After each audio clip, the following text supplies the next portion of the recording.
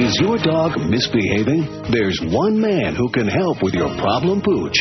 Michael Vick, the dog whisperer. Dog whisperer, please help. Rover won't stop barking. If y'all don't shut the hell up, I'm gonna get Jawbone out here to rip out your damn voice box with his teeth. You dig? Amazing. There's no canine conundrum that Michael Vick, the dog whisperer, can't cure. Dog whisperer, Fluffy keeps messing on the carpets. Fluffy, you make one more poop stain on that carpet, I'm gonna get Jawbone up in here to make a big old stain with your blood and intestines and whatnot. You feeling me, dog? Thank you, dog whisperer. Michael Vick can diagnose and discipline any dog. Dog whisperer, my pit bull keeps attacking other dogs. He do? Really? You're a good boy. You come and live with me and we'll make us some money. Michael Vick is the dog whisperer. Coming this fall, live on Sundays, because he won't be playing football. Oh, who cares? It's 10:01 at 560 WQAM. Who Let's cares? go to camp. Let's cares? go to camp. That's right. Sacrilege. All this stuff you were telling me about, or was it the promo, the rejoin that Chris played me? Just to get me depressed, was that it? Yes. Yeah, exactly. About how Bo Camper's going to be on with a humper, and they just keep recycling the same dead wood. Remember that show, Dead Wood? Well, that's what we got. Dead wood, and they keep recycling it. Oh, let's get them off the air. They suck. Get Joe back over here. But let's put Bo Camper on with Hank every day, and let's put Alex Marvez on. Who the hell am I to talk about these things? We'll find out. Who the hell are you? That's right. What do you know? When the rating book comes out tomorrow. This isn't just a trend. It's the spring book. Woo! I might actually have to tune in a little bit. Unless, of course, you're going to fax me the stuff. Well, I'll do that either, but if you tune in, then you'll be able to hear what goes on when you're not here. Oh, yeah. Yeah, George was telling me about some idiot caller that he had yesterday, some little Julio that just didn't understand the way it works. I guess George is supposed to talk about his life and his perspective on things when he's on. He's supposed to talk about, like, I'm still there or something. Sure. I'm supposed to channel you. That's what I said. Really? Yeah. Like a medium. What channel is it? Channel 26? Channel 69, I imagine. Can't say that. So what have I missed? Let me tell you right now that Miami International Airport is hell. Those of you who wonder if you've been really evil in your life and you're sure when you croak you're going to go to hell. And a lot of people are croaking, by the way. We'll get to that. You'll wind up at Miami International. That place, I'm just a moron. I'm just an idiot. I was scheduled to come back. I was down there, by the way, for 3 days, almost 4 days, I guess. How'd you like the weather? It was humid and unacceptable is what it was. And then, of course, when it wasn't humid and unacceptable, it was just pouring and thundering and lightning, like the end of the world, like every day in the summertime in South Florida, which runs from the beginning of May till the end of November. But nevertheless. So I was supposed to come back Sunday night from Fort Lauderdale, which would have been the sane, logical thing to do. But, I don't know, I got a little bit antsy. I thought I'd, gain myself 6 hours extra. Instead of coming up at 7:30, I'll come up around 1:40 from Miami. Bad mistake. Bad mistake. Not to mention Air Canada and the fact that they lie to you a lot. I used to like them so much, but I've had a lot of good experiences with them. But, like all airlines, when the going gets tough, you know what they do? They get going? They lie. No, they don't get going. They lie like crazy. They suck. So anyway, the flight Saturday night got canceled because it was supposed to Sunday afternoon, whatever day it was. I don't know. I feel like I've spent a month in Miami International. It got canceled because it was already 2 hours late because of electronic problems on the plane, equipment malfunction in the junction leaving Toronto, and then it was going to be 2 hours late, and then it stormed like crazy, like the end of the world, and the incoming flight didn't get there, and we waited and waited and waited. The flight's been canceled. So instead of gaining 6 hours and getting back earlier to civilization, I had to go be picked up and go back home and spend overnight again in sunny, sultry, humid, grotesque life and death South Florida. And they made a special flight to make a make-good flight, 9 o'clock yesterday morning. Anybody believe that flight left anywhere near 9 o'clock? No. No, not if you're smart. Now, the plane was still sitting there at the gate from coming in the night before, And you would have thought since it showed up at 4 o'clock Sunday afternoon, being 9 o'clock yesterday morning, that would have been, 12 and 5, 17 hours, that if there were any problems with the plane, they would have detected them or looked at it or, seen if it was like I'm still standing stuff. But I guess they didn't bother doing that. And so for the first story was, we have to reset the computers on the aircraft, and that's going to take a while. So here's a delay till about 10:30. This is the make-good flight that's supposed to leave at 9. And keep in mind, the plane was there. It never left anywhere, and the crew was on there at 8 o'clock, just fine. So the first delay was, a computer and the malfunction at the junction, bada-beep, bada-boop, bada-boop. Then around 10:30, one of the tires may be bad, and they're going to, inspect it. And if they just have to inspect it, it'll be a half hour. And if they have to change it, it's going to be another hour and a half delay. And they had this one poor schlepper out there, and we were all, everybody, all the passengers were all getting really agitated, and we're standing in the window watching. This one poor bastard, and he's crawling around on the ground trying to take off the old tire, and they got to deflate it, and they got to jack up the side of the plane a few inches, And that took forever. Mm-hmm. So to make a long story short, the second assessment about changing the tire, that was the right one, and it did take way more than an hour and a half, and we left there at 12:30. So instead of leaving at 9 a.m., we left at 12:30 in the p.m., and I got here at 3:20, something yesterday afternoon. Miami International, the security screening that goes on there, especially if you're leaving the country, if you're going to Canada or Mexico or to Europe, God forbid, any place civilized, forget about it. What they put you through there is, I think even at Abu Ghraib, there couldn't be any worse torture than what they put you through at Miami International. So I told you. What? So you don't like Miami International more than Fort Lauderdale now? Not anymore. Yeah, because we talked about this last time, and you said, Miami International is so much better than Fort Lauderdale. It used to be. With you. It used to be until they decided all of a sudden that they're going to put you through the most disgusting. They got all these TSA guys, and they got these. If you're flying, it used to be if you're flying in business class or first class, you get a little extra perk. You get in a private line, and they move you through security a little bit faster. Now they punish you. They penalize you for it. They shovel you off to the side, and then you're standing in a separate line, and they've got all these things blocked off, they got it cordoned off. And this TSA wise guy, whichever one du jour happens to be standing there, he keeps looking over and sees there's 40 of you people lined up there. But you'll wait. And because they got people coming in from 3 or 4 different lines. Well, what's your choice? Of course. Then when you finally go through the proof machine. Have you ever stood in the proof machine at the airport? Yes. No, I've been a proof machine. But Chris has, yeah. Yes. And it poofs like a little air. Air puffs, yeah. Yeah. And it's supposed to detect, if you farted real bad or something like that, they'll keep you off the plane. Maybe that was yours. Once you get through that and the green light comes on and you can go forward, step over here to the side, because you're going to Canada. Wow. So now you got to go through secondary screening, and they put you in a little room, and you're locked in there. You're locked in a little room, and you can see they take your boarding pass and they just slap it down somewhere. It's laying around. All the stuff is going through the conveyor belt, and there goes your stuff. There goes your bag and your shoes and your stuff, and you're helpless because you're locked in this little room. Well, somehow they magically match. I don't know how the hell they do it, but these rocket scientists who work there, they magically match your boarding pass with your goodies, with your little bag and your shoes. And when they come through there, they grab your boarding pass and the stuff, and then they open the door and let you out, and they escort you into a secondary little room where you sit down. And they have, they have the, is there a bomb in your bag thing? That what do they call that? A bomb. They smear that little piece of cloth, and then they put it in the machine, and it bzzz, and yeah. You know what I mean?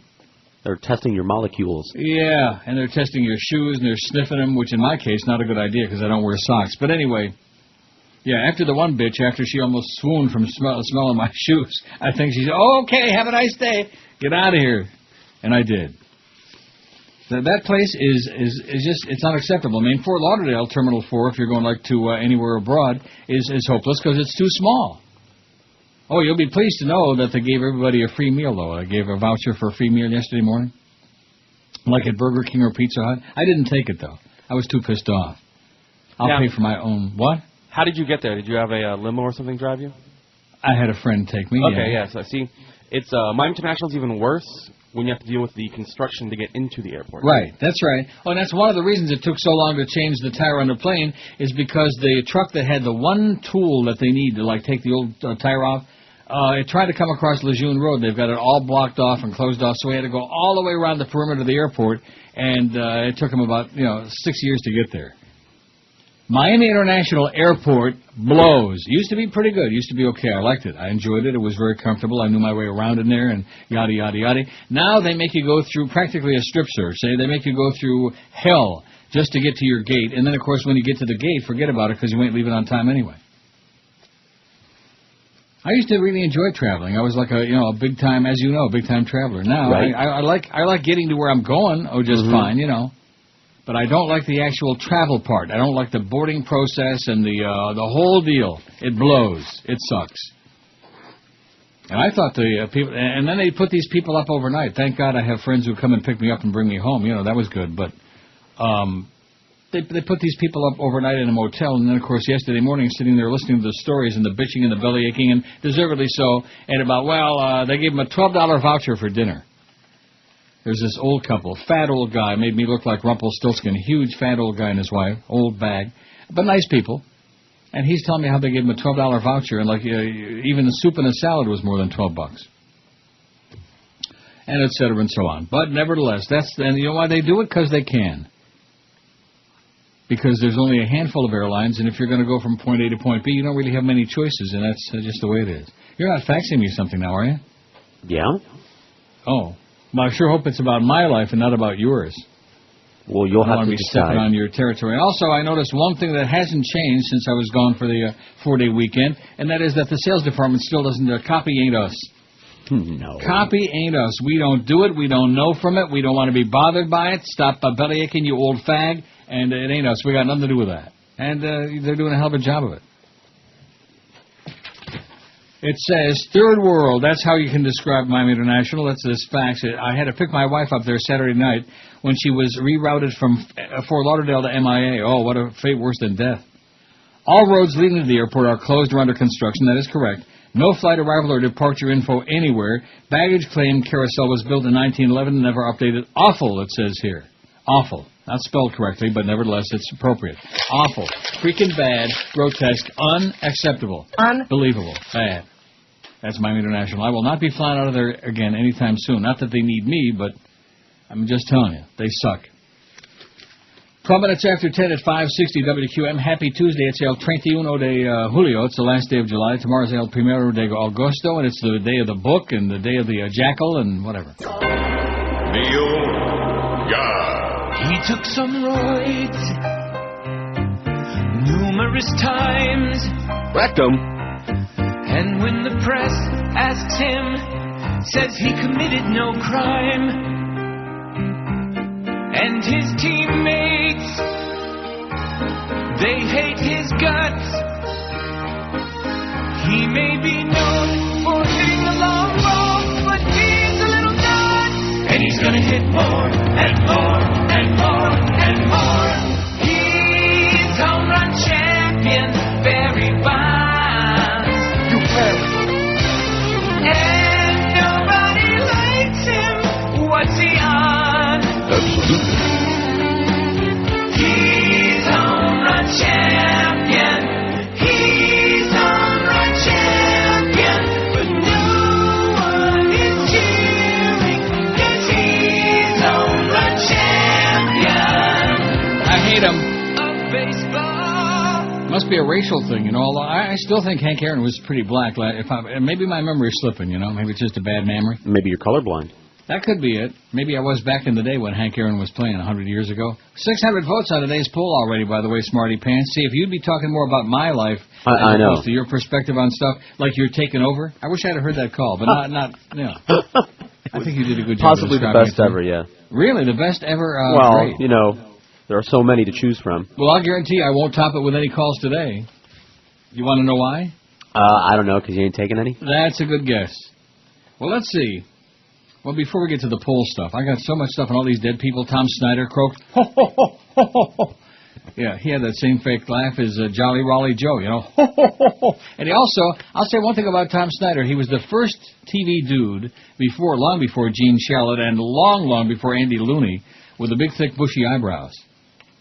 And I guess he figured you wouldn't see it anyway because he was always sitting there in a puff of smoke, because he was smoking on the air. Back in the day, not only did we have cigarette ads on TV and on radio, but and in magazines, newspapers, all over the place. But on TV, a lot of guys. Gary Moore used to smoke on the air. He's dead now. And Tom Snyder, but now Tom Snyder's dead. Probably just a coincidence, wouldn't you think? I imagine. Authorities early this morning raided a Liberty City market suspected of fraudulently processing $4.2 million worth of food stamps. Wow.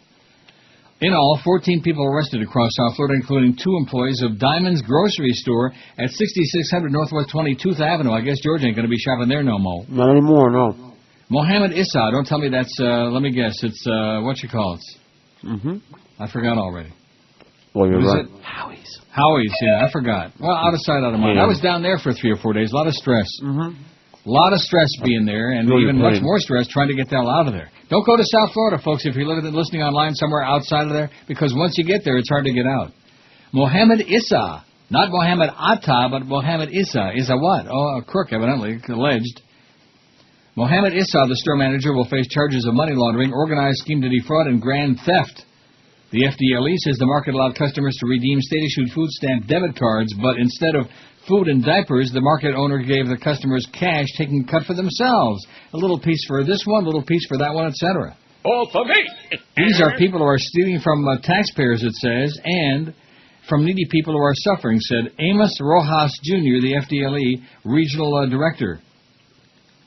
Agents also arrested, oh, wait till you hear this name, Jihad, that's Jehad, Jihad Hassan, 38 of Kissimmee. Boy, Mohammed Issa and Jihan Hassan of Kissimmee, former registered owner of the market, his brother Nasser Hassan was also arrested.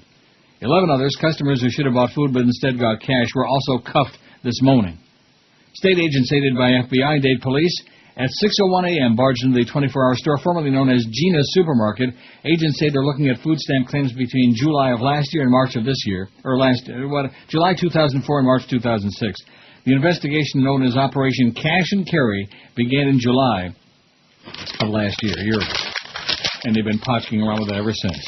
And this morning they had the big bust. Aren't you excited about a big bust? I knew you would be. Oh, yeah. By the way, what is that picture you have on our MySpace thing now? Where did that come from? Which one? That old picture with the red hair or whatever that is. You looked almost human back then. That must be my sophomore year in high school. Wow. I think you looked, for you looked pretty damn good I never looked better. Well, actually, that's not true. true. You don't look so good now. Right up to 17, and then it started going downhill. Oh. Anyway, here's your poll from yesterday, and I guess, you didn't take a poll that I would have taken, that's for damn sure, which you keep, you keep operating that show when I'm not there like you took it over. 880, and by the way, if you want to take it over now... No. You sure? What's the most painful thing you ever experienced? 885 vote. Well, this is a pretty good poll, there's nothing wrong with that. I had that bad fall in Amsterdam, and broke that bone in my hand. Marriage, 145. That, of course, on George's poll because he's got a very unhappy marriage. I did not vote for that. Didn't you? Nope. Bad back, 109. Broken limb, 88. Toothache, 85. A toothache. Heartache, 81. That's what I voted for. Did you? Well, that's your life, is a heartache. Sure is. A kick in the nuts, 66. Kidney stones, 54. One thing about a kick in the nuts, it takes so long to, the pain lingers for a long, long time. Like, it lasts a long time. Not as long as heartache. No, heartache is for a lifetime. Kidney stones, right. 54. Migraine, 31. A bad burn, 25. Bad fall, like me, 24. Earache, 22. Getting it caught in the zipper, 20. I wonder what it is. I wonder what Bubba would say it is. It depends on what it is, and it was, and what whatever it is, was. It's going to hurt. Childbirth, 19. Severe laceration. I don't want to go back into that, getting it caught in the zipper, because I guess, you have to... Severe laceration, 19.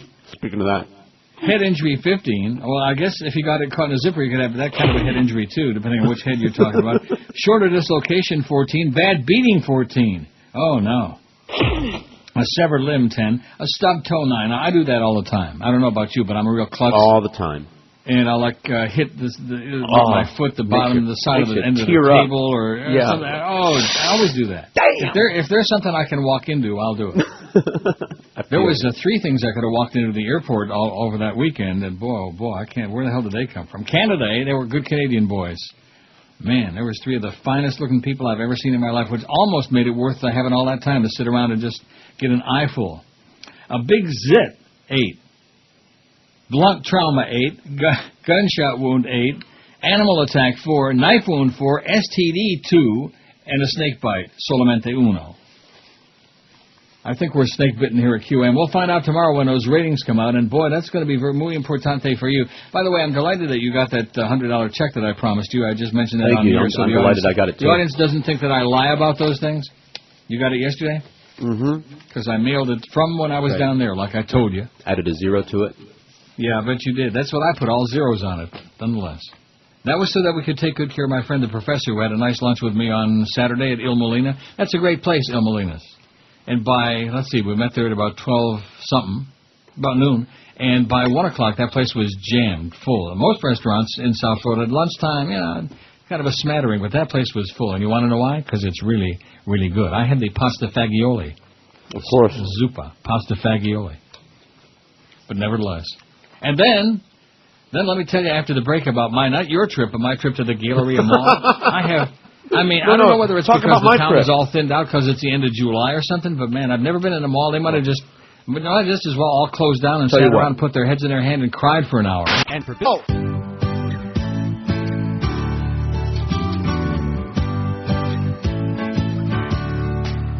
Potter's back. Midnight shows will sell out. Potter's back. It's amazing what people care about. Well, the geeks will dress up and camp out in line, and some fans will see it over 20 times. They'll say there's no equal. They'll say there's no equal. Until the next sequel. Until the next sequel. I think it is lame, but the profits are insane. Potter's back. Potter's back. Potter's back. Potter's back. Potter's back. Potter's back. Potter's back. Potter's back. Potter's back. Potter's back. 10:32. Well, if we can get this whipped up about football season, it's only the end of July, and they're all out there at camp. How come we can't get whipped up about hockey, for Christ's sakes? Huh? Do it. Whip it up. And it's Marcel Pronovo. Trying to bring it out. Let's play this. It's an old game between the Blackhawks and the Red Wings from 100 years ago. Let's play that whole thing today, okay? Because then we can pretend we're getting everybody whipped up about the hockey season. Of course, we don't have the Panthers no more. Or here's a more recent game between Detroit and somebody. Who else? Who are they playing? If you'd show me the picture, I could tell you who they're... Oh, the Leafs. Seconds left in the period. Face off of the Detroit zone. Because I know there is so much interest in hockey in South Florida. It's staggering. When I went and seen my doctor, Dr. Bush over there at Cleveland Clinic on Friday, he was hocking me about hockey again, and about Geldy this and Geldy that, and this one, and Craig Minervini. I said, hey, just take a look at my ass and see if I'm okay or whatever. And he just looked straight at me. He said, looks like all ass to me. Don't ask me no tough questions, is what he said. Oh, there's Supreme Court. There's John Roberts. He had a little seizure. We'll get into that in a minute. Here's the poll results so far today. And, Chris, you'll be pleased to know that we're going to make 700 votes. All right. And what did you guys get yesterday? We better top that. What about 1,000? You get out of here. 1,000 my ass. You had 885 votes. Are you forgetting I can click that view previous on there? It says, at the bottom, it says 886. Oh, I lied. I don't know what you're talking about. Excuse me. We got 639 votes today. What time did you change the poll? Like 8:39 at night. In the morning. Oh, at night. At night. Oh, yeah, I see. See, not only are you talking this stuff about, like, my life, now you're even imitating. Pretty soon you're going to be like the next Paul Castronova, which I apologize in advance for that. That was a shot. So let me tell you about the Galleria before I give you the full result. There was nobody there. You talk about my Galleria experience, and then I'll talk about yours. There was nobody there. Yeah, but that was the same one. There were a lot of cars there, but there were no shoppers there. So I guess they must have 1 billion employees, but there's nothing like walking in a shopping mall, walking past a store where you know the rent is just exorbitant. You don't know it, but you assume it. Sure. You got to be right. And they have all this expensive stuff inside, like whatever, clothing or jewelry. And the help, the employees are standing around twiddling their thumbs in the doorway, praying that maybe a customer would come in. You know what I'm talking about? You've seen that. Sure. I feel bad. I feel bad for those people. I don't know why, but I just feel bad. I can't stand to hear any more about. That's our poll today, 639 votes. All of the above, 481. I knew that would win. Well, I didn't have that many names to put on here. Barry Bonds, 46. Hey, Barry. You fairy. We hate you like poison. I saw that 754, by the way, Chris, against the Marlins a couple nights ago. I saw that. Yep, that's good. I didn't. Because when I'm down there, I'm watching a lot of baseball. I have no idea why, but that's because the cable is, the choices aren't that good. And especially DirecTV ain't that good either. Paris Hilton, 37. Lindsay Lohan, 36. Anna Nicole, 16. That's a dead issue. Britney Spears, 15. She's right on Anna's ass. And Angelina Jolie, 8. We don't hear that much about Brangelina no more, thank God. Solamente ocho on that bitch. 600. She don't look that good anymore either, and certainly neither does Lindsay Lohan. 644 votes. They're coming in big chunks now. What I was going to tell Chris is that I think we got a shot for something. I don't know. No shot for 1,000, do we? I don't think so. No, I wasn't asking you. Nah. Well, yeah. If we had 950 now, you'd say I don't think so, just because you're so negatory, because you talk about, your jaundiced view of life all the time. If you talk about my jaundiced view, then that Julio that called yesterday would be a lot happier about Toronto. that, because it's Never the been Neil there? Rogers Right. show. That's right. Let's talk about Toronto. It's a little hazy this morning, actually. It's going to be like 80-something. Yeah, you'll have to fax me, the weather report and stuff. But it's not humid, I'll tell you that, and it's not going to be thundering and lightning and pouring and raining at all today from the looks of it. Oh, brother. What a weekend down there. Just, you have to be a crazy person. How do you people do it? How do you do it? I stay inside as much as possible. That's what I do. How do you endure it? That's what I don't understand. Okay, before we get to the dead people, and this is unfortunate because John Roberts is still alive. Not the one from CNN who used to be on CBS. That's the wrong John Roberts. But the Chief Justice of the Supreme Court. John Roberts' seizure yesterday, in which he fell 5 to 10 feet and hit his head on a dock near his summer home in Maine, could be an indication that he has epilepsy, a neurologist said on CNN today. Could be, and then it might not be at all. Who knows? Could be. By the strictest definition, epilepsy is 2 or more seizures that have no known cause, said Dr. Wendy Wright, Emory University neurologist on CNN's American Moaning. And from what we're hearing, this is the Chief Justice's second seizure, which is probably what he wants to do, is seize your property and seize your ass. Mm-hmm. Because he's a Nazi, a son of a bitch. He's still alive, though, and he's going to be just fine. That's the bad news. Roberts suffered a benign idiopathic seizure, meaning it doesn't have a known cause, such as an infection or head injury, Wright said. After being hospitalized overnight after a seizure, he is being released today from a Rockport, Maine hospital. According to a local media report, ambulance crews responded to a call about 2 yesterday afternoon of a man who had fallen 5 to 10 feet, landed on a dock, hitting the back of his head. The patient was ashen and was foaming at the mouth. Oh, aren't all these rabid right-wing lunatics like Jim Noggle, foaming at the mouth?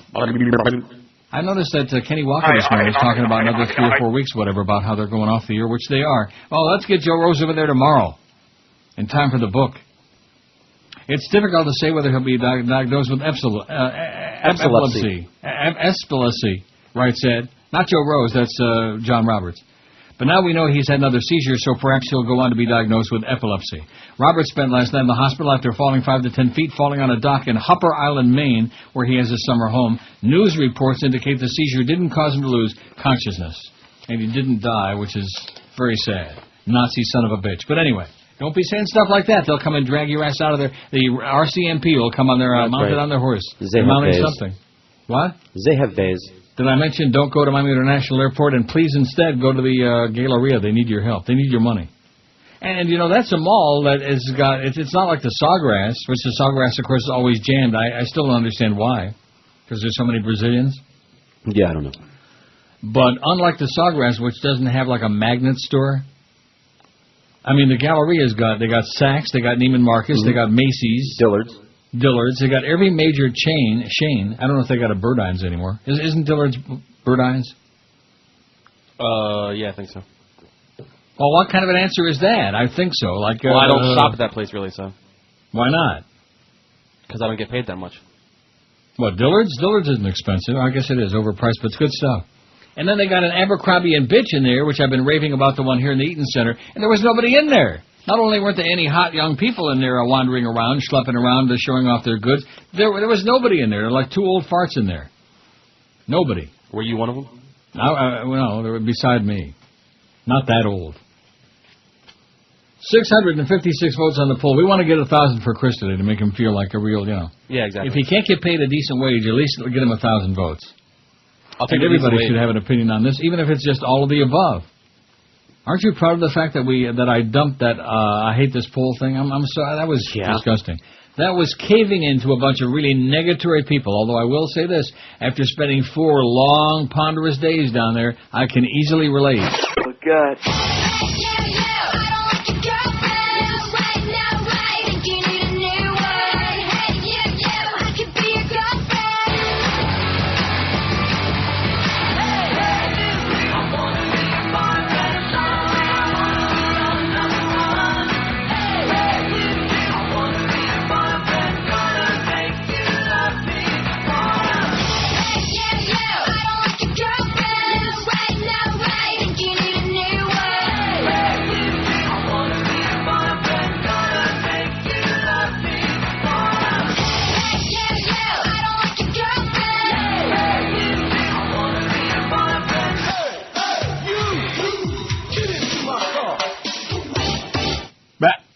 I love it. I just love the ones that end like real abrupt, you know, like, oh, we don't know how to end this, so let's just chop it off right now, so to speak. 10:45, let's take a look at that award-winning WQAM schedule on the day before the rating book comes out mañana.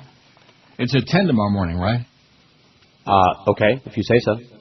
Right out of the box. I'm sure it is. I could look it up again, but I'm too lazy to do that.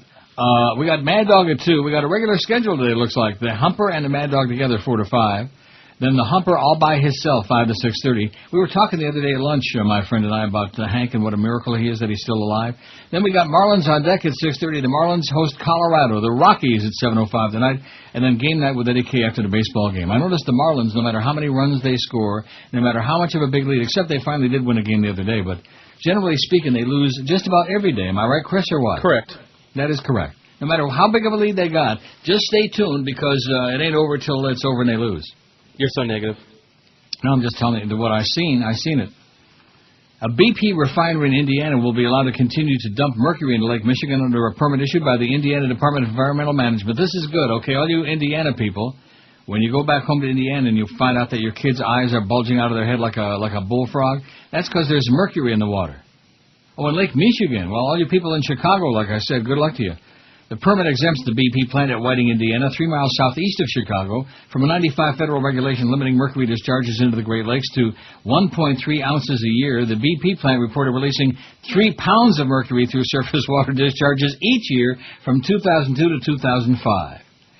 The permit was issued in July 21st in connection with the plant's $3.8 billion expansion, but only late last week began to generate public controversy. It gave the company till at least 2012 to meet the federal standard. It gave them plenty of time to make sure that they can just gouge and rape the public and to dump all that mercury into Lake Michigan. Wow. Okay, should we get to the celebrity deaths or what? Okay. 672 votes on my poll, by the way. If George was doing the poll, it would be about 300. And according to Eric, now do you pay any attention? No, you don't, because you don't care about the poll. Right. But that new statistic he's put on there about how many you need per minute to get to or whatever, we need 0.2 of a vote per minute to get to 700. We're going to do 1,000 today. According to his extrapolation, we need 1.7 votes a minute to get to 1,000, but we'll do it, because I know we're going to have at least 800 by noon. That's my feeling. I could be wrong about that. We still got 672. Every time I start talking a big game, then he puts the brake on there, you know. He slams on it. Tom Snyder's dead. Tom Snyder, who pioneered the late-night TV talk show stuff with personal and abrasive style and his robust trademark laugh, ho, ho, ho, ho, like Jolly Joe, has died from complications associated with leukemia. He was 71. How come I'm reading so bad today? Leukemia? No, because I'm in a big hurry. I don't know why. We got the full 4 hours. We got no ball game at 2 o'clock or at 12 o'clock like that. Damn it. Snyder died Sunday in San Francisco. His longtime producer and friend Mike Horowitz told the AP yesterday. Tom was a fighter, Horowitz said. I know he had tried many different treatments. Prickly and ego-driven, and full of crap, too, by the way, a real phony.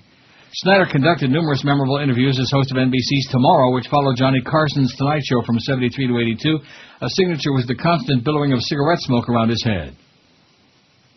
I mean, talk about a chain smoker. He was smoking them by the carton, not by the pack, by the carton. In fact, I think he used to smoke the box, too, when he was done. Snyder's style, his show set, and the show itself marked an abrupt change at 1 o'clock in the morning from Carson's program. Snyder might joke with the crew in the sparsely appointed studio, but he was more likely to joust with guests such as the irascible science fiction writer Harlan Ellison. Never heard of him. Did you? Yes. Oh, never heard of him. But he was jousting with him. Okay. Snyder had John Lennon's final televised interview, April 75, and U2's first TV appearance in June 81. Oh, brother. One of his most riveting interviews was with Charlie Manson, who would go from a calm demeanor to acting like a wild-eyed, instantly spouting mass murderer and back again. Insanity spouting, whatever he was. Another wacky moment came when Plasmatics lead singer Wendy O. Williams blew up a TV in the studio. In another appearance, she demolished a car, and I still don't know who she was. She was lead singer of the Plasmatics. What was the poll she was on the other day? Who was the craziest, kookiest? Oh, yeah. Yet another time, Johnny Rotten decided he really wasn't in the mood to be on a talk show, acted indifferent for an excruciating 12 minutes.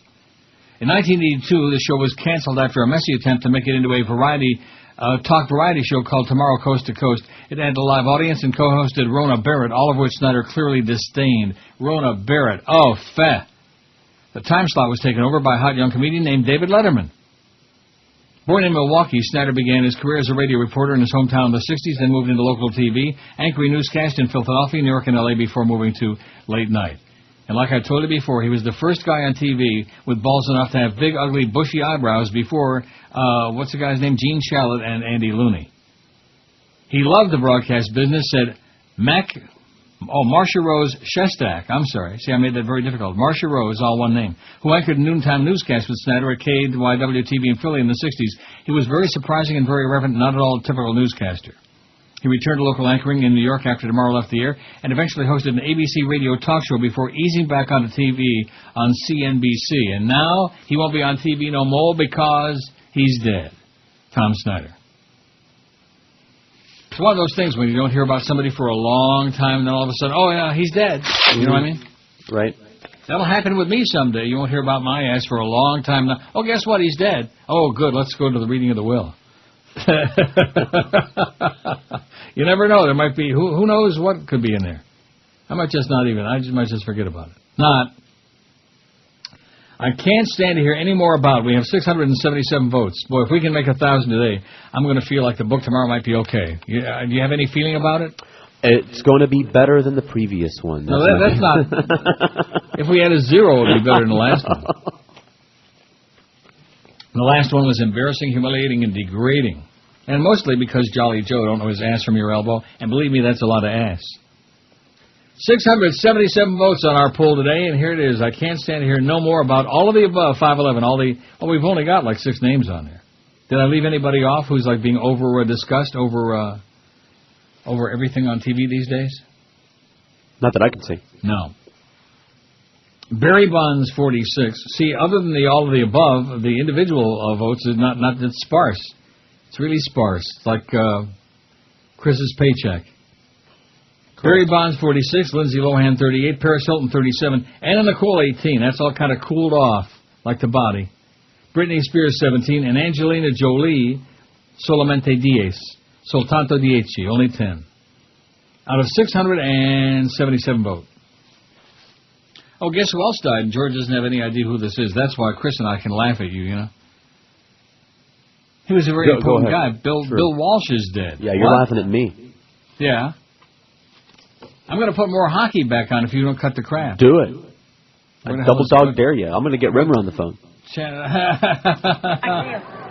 To Bobby Hull, too far, and Bergman says it for Henderson. To Jeffrey. Over the line for Joyelle.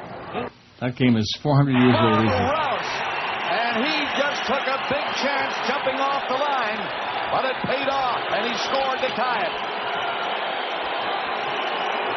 Hey, like that, we just missed the tying goal in the Leafs Detroit game. That's bad. That's a bad omen.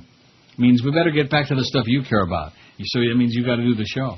No. Bill Walsh, the groundbreaking football coach who won 3 Super Bowls and perfected the ingenious schemes that became known as the West Coast offense during a Hall of Fame career with the 49ers, has died. He was 75. I never thought he would die. Chris, wasn't he like one of those people you thought would be around forever? Didn't really think about him. Walsh died at his Woodside home yesterday morning following a long battle with leukemia. Boy, it seems to be going around. 2 things seem to be going around, leukemia and death. This is just a tremendous loss for all of us, especially the Bay Area, because of what he meant to the 49ers, said Hall of Fame quarterback Joe Montana, the player most closely linked to Walsh's tenure with the team. For me personally, outside of my dad, he was probably the most influential person in my life. I'm going to miss him, he said. I wonder if he used to take showers with the team. Now, that's an interesting question, Chris. Do you think the coach takes showers in the locker room with the team after the game? I don't think they do. Well, how do you know that? Well, he has the man with the sponge, don't he? They have like their own, private bathroom and everything. They do? Probably. I just can't see Don Shula taking a shower with A.J. Dewey. I could be wrong about that. What about Walsh didn't become an NFL with Kimba Beaucamper either. That would really have been something. Walsh didn't become an NFL head coach until he was 47 and spent just 10 seasons on the San Francisco sideline, but he left an indelible mark on the U.S.'s most popular sport, building the once woebegone 49ers and the most successful team of the 80s with his innovative offense strategies and teaching techniques. The soft-spoken native Californian also produced a legion of coaching disciples that's still growing today. Many of his former assistants went on to lead their own teams, handing down Walsh's methods and schemes to dozens more coaches in a tree with innumerable branches. I wonder if they're talking about Cliff Branch, although he played for the Oakland. the Raiders. Am I right? Who? Cliff Branch. Who? The essence of Bill Walsh was that he was an extraordinary... What you know about sports, man, I could put in a thimble and have room for George's ass. When did he play, like in 1960? Cliff Branch? I'm going to Google it during the break. I'm going to Google Cliff Branch. He was a great receiver. Okay, you would know Cliff Branch from Cliff Notes. The essence of Bill Walsh is that he was an extraordinary teacher. NFL Commissioner Roger Goodell said in a statement. I wonder if he's kin to Eric Goodell, the harness driver from Michigan and Chicago. This guy started playing before I was alive. Cliff Branch? 72 is when he first started. You said 65. So who cares about you being a punk? If you gave Bill Walsh a blackboard and a piece of chalk, he'd become a whirlwind of wisdom. He taught us all not only about football, but also about life and how it takes teamwork for any of us to succeed as individuals and take a lot of showers naked together. That's what it's all about. It's guys sweaty and dripping with blood and guts taking naked showers together. That's what life is all about. A lot of you haven't discovered that yet, and most of you, quite frankly, who would want to. 10:56 at 560 WQAM. Gary Sarner, by the way, is a major a-hole. Did I mention that yet today? Gary, you are lazy, you are shifty, you are shiftless, spineless, you're useless. Am I right? Huh? I'm sorry. And even Chris hates you like poison, by the way. Yeah, exactly. Yeah, we hate you, Gary Sarner. This is the Neil Rogers Show. This is your brain. Any questions? You need to send these stars from rehab. They need to go, go, go. Lindsay Lohan and Paris Hilton drunk. Ho, ho, ho. Brittany thinks she's fine, but she's out of her mind. They better send her back from rehab. Brittany, go, go, go.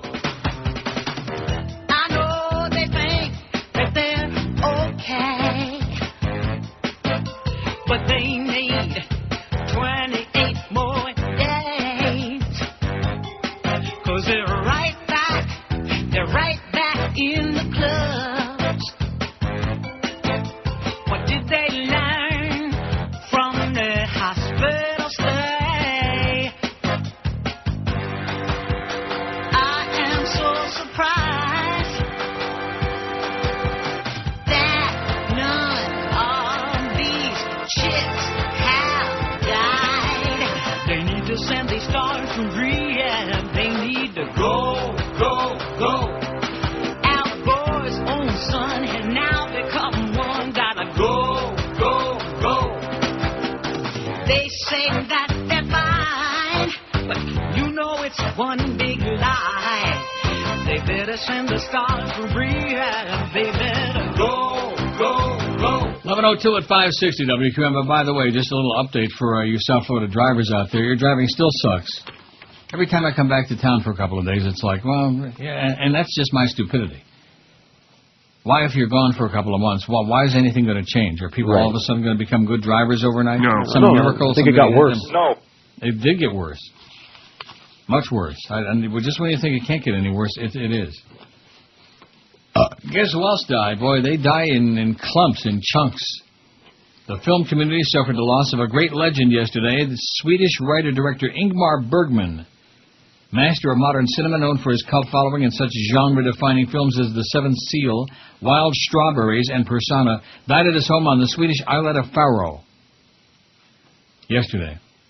One of the world's most prominent filmmakers, Bergman made films about desire and suffering in the human condition. Kind of like George, at least the suffering part. Right. He gained a following from... Now, don't you be talking about Eurolife. I'm just going to talk about yours from now on. I'm sorry. Don't. He gained a following from within the film community during the 50s with his psychological films where women were driven to emotional collapse through personal uncertainties and sexual passions. Oh, my God. This legendary director brought out questions of morality, isolation, and asked existential questions about faith. In a 1964 Playboy magazine interview, Bergman said, "The manifestation of sex is very important, and especially to me, for above all, I don't want to make merely intellectual films. I want audiences to feel, to sense my films, as in feel this." That's what I was thinking yesterday with those three hot guys who were sitting at the Miami International there. I wanted to say, feel this, but it didn't happen. One was with his wife. He had like a cowboy hat on. I don't think I've ever seen anybody that good-looking in my life. And I just sat there and I kept thinking, and he knew I was staring at him, but it didn't seem to bother him. Is that because he's secure or because he, didn't want to get up and smash me in the mouth? Take a squeeze. Let us know. Yeah, I would like to. Oh, brother. Bergman wrote most of his own scripts. He preferred mulling the ideas over for months, sometimes even years, before the actual process of writing would start for him. In his latest works, Bergman made a sketchy outline of the ideas for the scene. He then allowed talent to determine the exact dialogue. Some of the talent he collaborated with on screen included Max von Sydow, Liv Ullmann, B.B. Anderson, Ingrid Thulin, and Harriet Anderson. I love the Swedes, the names that had the two S's, you know, the Anderson with the two S's. Sure. Bergman was wholly unaggressive when working with his talent. He preferred intuition over intellect, working with talent as collaborators, understanding the actor was in a psychologically vulnerable position. Boy, this sounds like a bunch of pseudo-intellectual claptrap to me, but then again, what do I know? What does an old fat slob like me know about intellectual crap? Bergman received Best Foreign Language Film Oscar for the 1960 film The Virgin Spring, which is about a 14th century Swede avenging the rape and death of his daughter. The same is true for the 1961 film Through a Glass Darkly, and his last film in 1982, Fanny and Alexander, also received the Best Foreign Language Film Oscar. He's dead, Ingmar Bergman. It doesn't say anything on here about why he died, how old he was. Oh, yeah, he's 89, excuse me. If you just look at the damn thing, you'd know how old he was. 89, that's old enough. That'll give me another 25 years. Can you imagine that? Can you imagine all the drama this old queen could conjure up in 25 more years? Sure. Wow. I definitely am the champion drama queen of all time. And I'm not embarrassed by that. You know, what's wrong with being a drama queen? Nothing. Join the club. 702 votes on the poll. I can't stand to hear any more about all of the above, 529. I can't stand any of these people. Enough already. Maybe we just can't stand them. We just don't know more. Barry Bonds can't stand his ass, 48. Lindsay Lohan. Now, how do you say her name? It's Lohan, but they say Lindsay Lohan. I don't. Good. Well, whatever her name is, she's got 39. Paris Hilton has got 38. She's right on Lindsay's ass. Britney Spears, 19. Anna Nicole, 18. Angelina Jolie, only solamente 11 out of 703 votes. How are you feeling about that 1,000, Chris? I don't think we're going to make it. I don't know. No, we're not going to make it. It's the 31st of July, baby. I mean, there's nobody around. That town is like as vacant as the inside of a oxygen tank. It's just empty. A federal bankruptcy judge yesterday awarded 90% of the proceeds from the sale of the rights of O.J. Simpson's book, If I Do'd It, to the family of Ron Goldman, who was slain alongside Simpson's wife, Nicole Brown Simpson, in 1994. Did you know that? He was slain alongside Nicole. Why do they feel... I did. Why do they put that in these stories? What website is this from? No doubt CNN. Yeah, it is. They're idiots writing for idiots. Oh. And I'm an idiot reading and, Reading for idiots. Idiots. Like the guy that said to you yesterday about talk about Neil's life, not yours. It's amazing, when you're hosting the show, I barely say 5 words. The remaining 10% of that proceeds will go to a trustee for the Simpson estate to pay the former football star's creditors, including multi-million-dollar wrongful death judgments owed the Brown and Goldman families. Simpson was acquitted of we know that. Neither family's collected a dime from him. Not a penny. Not a cent. You butcher, you murderer, O.J. Anybody with a brain hates you like poison and wishes you would croak a wicked, painful death. Last month, the Goldmans won the right to pursue publishing rights to Simpson's alleged hypothetical account of the slangs. Yeah, allegedly hypothetical. U.S. Bankruptcy Court Judge Jay Crystal approved the division plan subject to the... Oh, guess what I drove by the other day? Right there on Sunrise and Powerline, there's a crystal. Named after George's evil wife. Not spelled the same, but, cheesy. Mm-hmm. Now, have you ever been to that one? No. Well, just so you know it's there. Okay. We're always getting calls or faxes from people telling us that I actually seen it with my own eye. There was a crystal. I was not tempted. I had already eaten, Jay Crystal approved the division plan subject to the court's supervision, adding that the purchaser of the book rights must promise the court it will maximize the sale of the asset. He said the parties to the division could address the court after 18 months if they have any objection to the manner the sale has been handled. Fred Goldman, Ron's father, thanked the judge after his ruling, promising through tears to pursue this in the same manner we have for 13 long, excruciating years. Nice mustache, Fred. Not. Wouldn't we like him a little bit better if he would do something about that mustache? Okay. Well, who else? I mean, it's 2007, for Christ's sakes. Who else has a mustache like that? Maybe he's one of those mustache Petes or mustache Freds.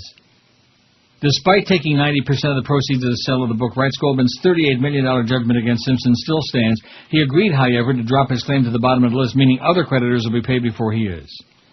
Other creditors include the $24 million judgment for the Brown family, $15 grand for a former Simpson attorney, $20 grand for another attorney, $350 grand for the book's ghostwriters, another $300 grand for a pair of law firms. Although they opposed publication of the book, the Brown family sued for a higher percentage of the proceeds. Attorneys for the Browns argued in court Monday the deal was unfair to other creditors and that it allowed the Goldman family to run the show. But in the end, Crystal didn't agree. Initially, both Goldman and the Brown family blasted the publishers if I did it and said they never wanted the book to be available in stores. But now there's some money there, so let's go get it. And more power to them. Slimy son of a bitch, O.J. That's what you are, man. And we're talking about O.J. Simpson, not O.J. McDuffie. I don't know him. I don't know O.J. Simpson either, but...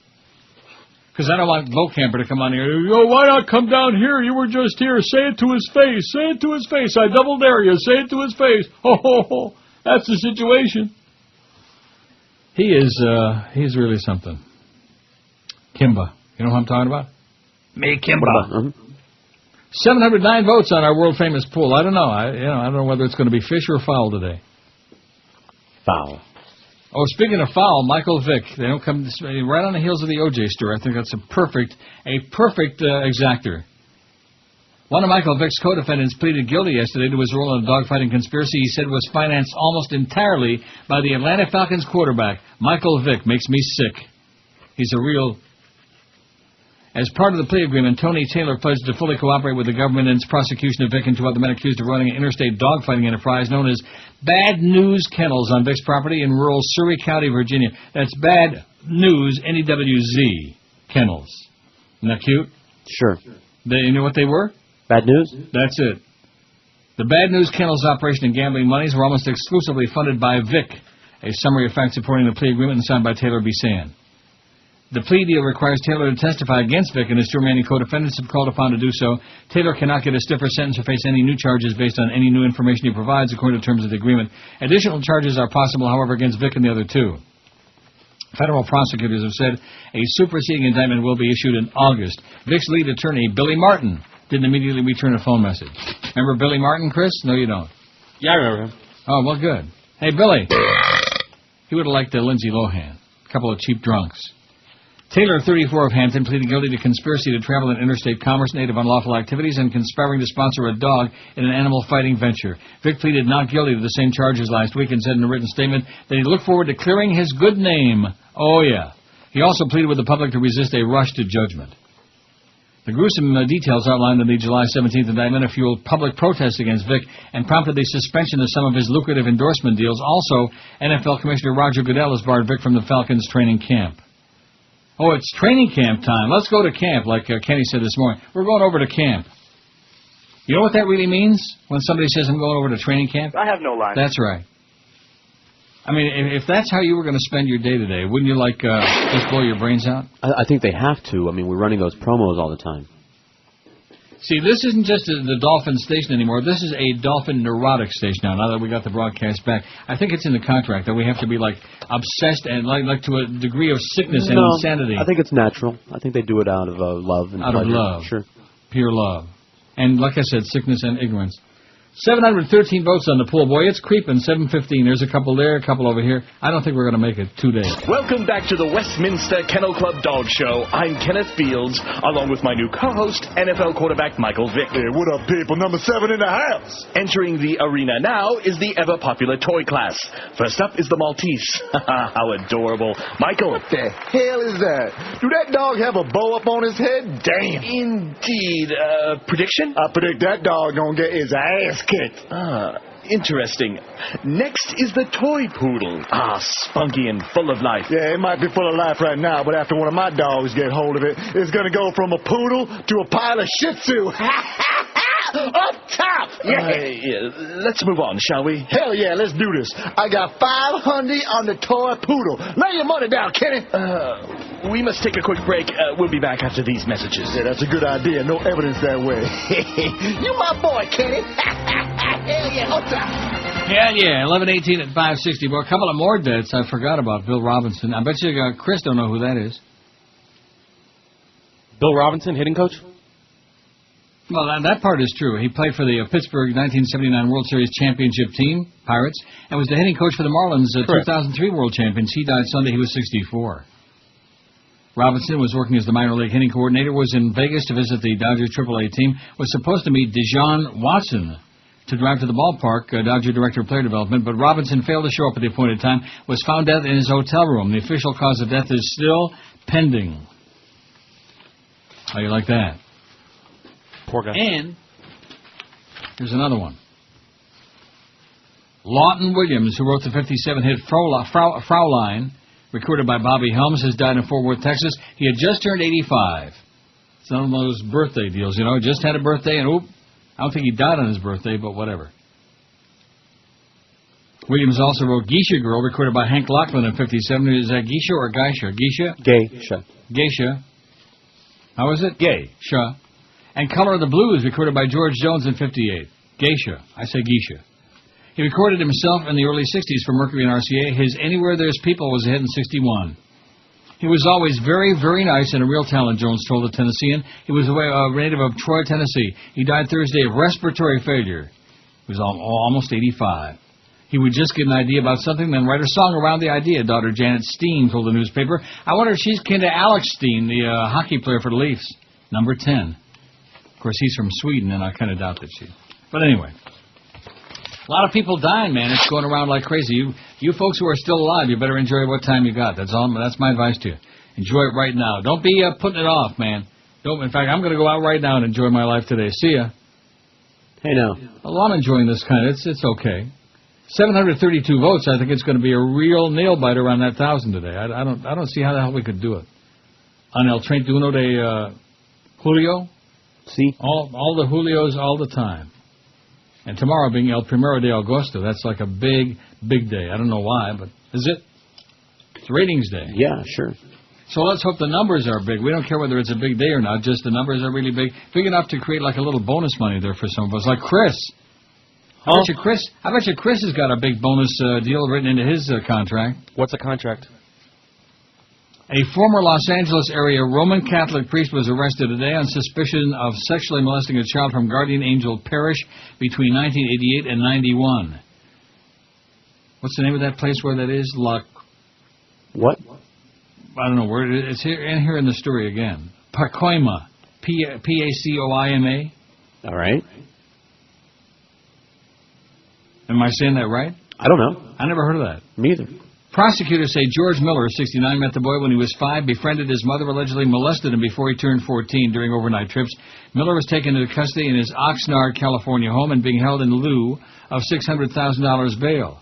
You know Lou, don't you? Sure, good friend. 4 people who accused Miller of molesting them were among the more than 500 who joined in that record $660 million settlement earlier this month between the LA Archdiocese and parishioners who contended church officials had failed to shield them from pedophile priests. Miller was charged in 2002 with molesting 2 boys, also from the Pacoima Church, in the 70s and 80s. But the case was dismissed when the U.S. Supreme Court struck down a California law that extended the statute of limitations for decades-old sexual abuse. Miller's confidential church files, among others, were the subject of a 4.5-year court fight by Cardinal Roger Mahoney, a real a-hole, who argued their disclosure to a county grand jury would violate priest-bishop communications and priest privacy rights. That's right. They got a right to molest children in private. They got a right to their privates. Mahoney yielded after the U.S. Supreme Court in 2006 declined to hear his final appeal. The Miller case is based on new evidence, said Sandy Gibbons, spokeswoman for the L.A. County District Attorney Steve Cooley. As promised, investigations are ongoing into alleged sexual abuse of minors by priest, Cooley said. As evidence is developed to sustain criminal filings, we will do so. We will nail his ass, is what I think he meant. Last week, after the settlement was announced, Cooley called Mahoney's actions an incredible moral failure and vowed to continue investigating how top church officials handle abuse allegations against clergy and other employees. I thought it was in their contract. Speaking of contracts, that just went with the territory. Sure, it's a perk. Yeah. How are you spelling that? What word? Todd Tamberg, spokesman for Mahoney, said the Archdiocese received complaints about Miller's behavior with children in 1977 and 89. In both cases, Miller denied wrongdoing. Well, of course. In 96, after Miller was accused of sexually abusing a child, he was placed on sick leave. Tamberg said Miller never returned to the ministry and was reduced to lay status by the Pope on May 25, 2005 at Mahoney's request. Lay status. Come on, I want to lay ya. Miller's continuing in the ministry despite the complaint in 1977 would not happen today, Tamberg said in a statement. Today, any allegations are immediately reported to the police and the priest is placed on leave pending an investigation. But a beep, but a boop, but about right. could just imagine the size of the brooms they need to keep sweeping all this crap under the carpet. Billions of dollars. And the Lord is frowning. That's why it was like raining so heavy-duty there at Miami International. I bet there was a lot of Catholics there. Sure. It is right now again, too. Is it what, raining again? Yeah, it's nightmare. Stormin' Norman? Sure. Oh, no. Now, what the hell was his name, Stormin' Norman? That played first base for the Tigers? What was his name? Norman Cash? That wasn't it. What was his name? Schwarzkopf. Come on, Chris. Stormin' Norman. For who? George Kell used to call him Stormin' Norman. For the Tigers, for crying out loud. Norm Cash, is that it? Google Norm Cash and see if that's the right name. I'm sure it's not. Where the hell did I get Cash? Like Johnny Cash. Norm Cash. Sounds right.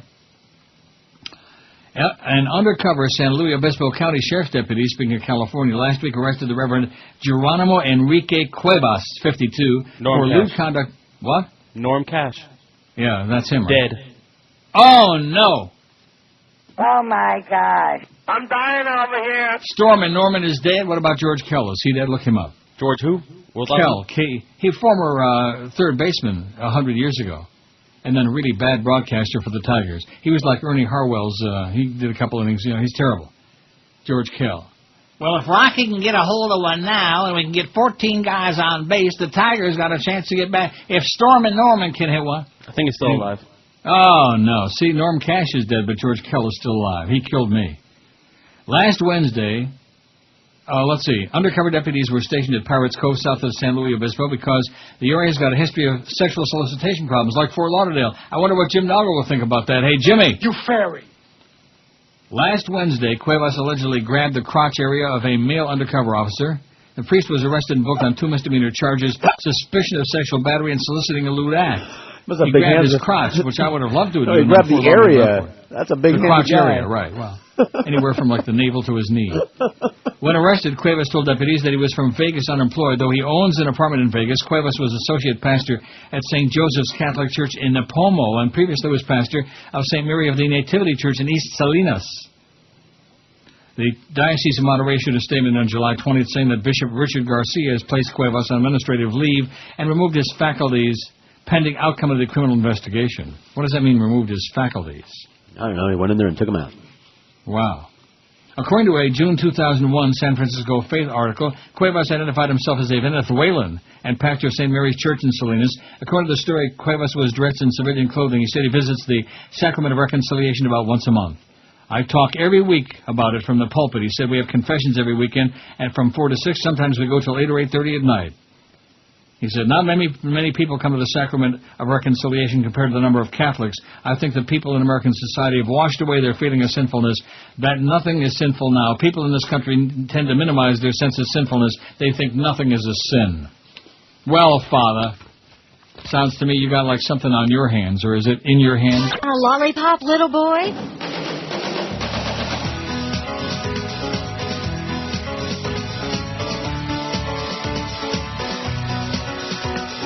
You're too sexy for my boss, too sexy for my boss, distracted by lust. Yeah, I can't concentrate on traffic, your millions are bouncing. I'm a bus driver, you know what I mean, and I see your gorgeous cleavage in my mirror. Yeah, in my mirror. In my mirror, yeah, almost hit an old lady in the crosswalk. You're too sexy for my bus. I'm staring at your bus. Get off, you must. 'Cause you're too sexy in that top. Get off at the next stop, or I'm calling the cops. 'Cause you're too sexy for this bus.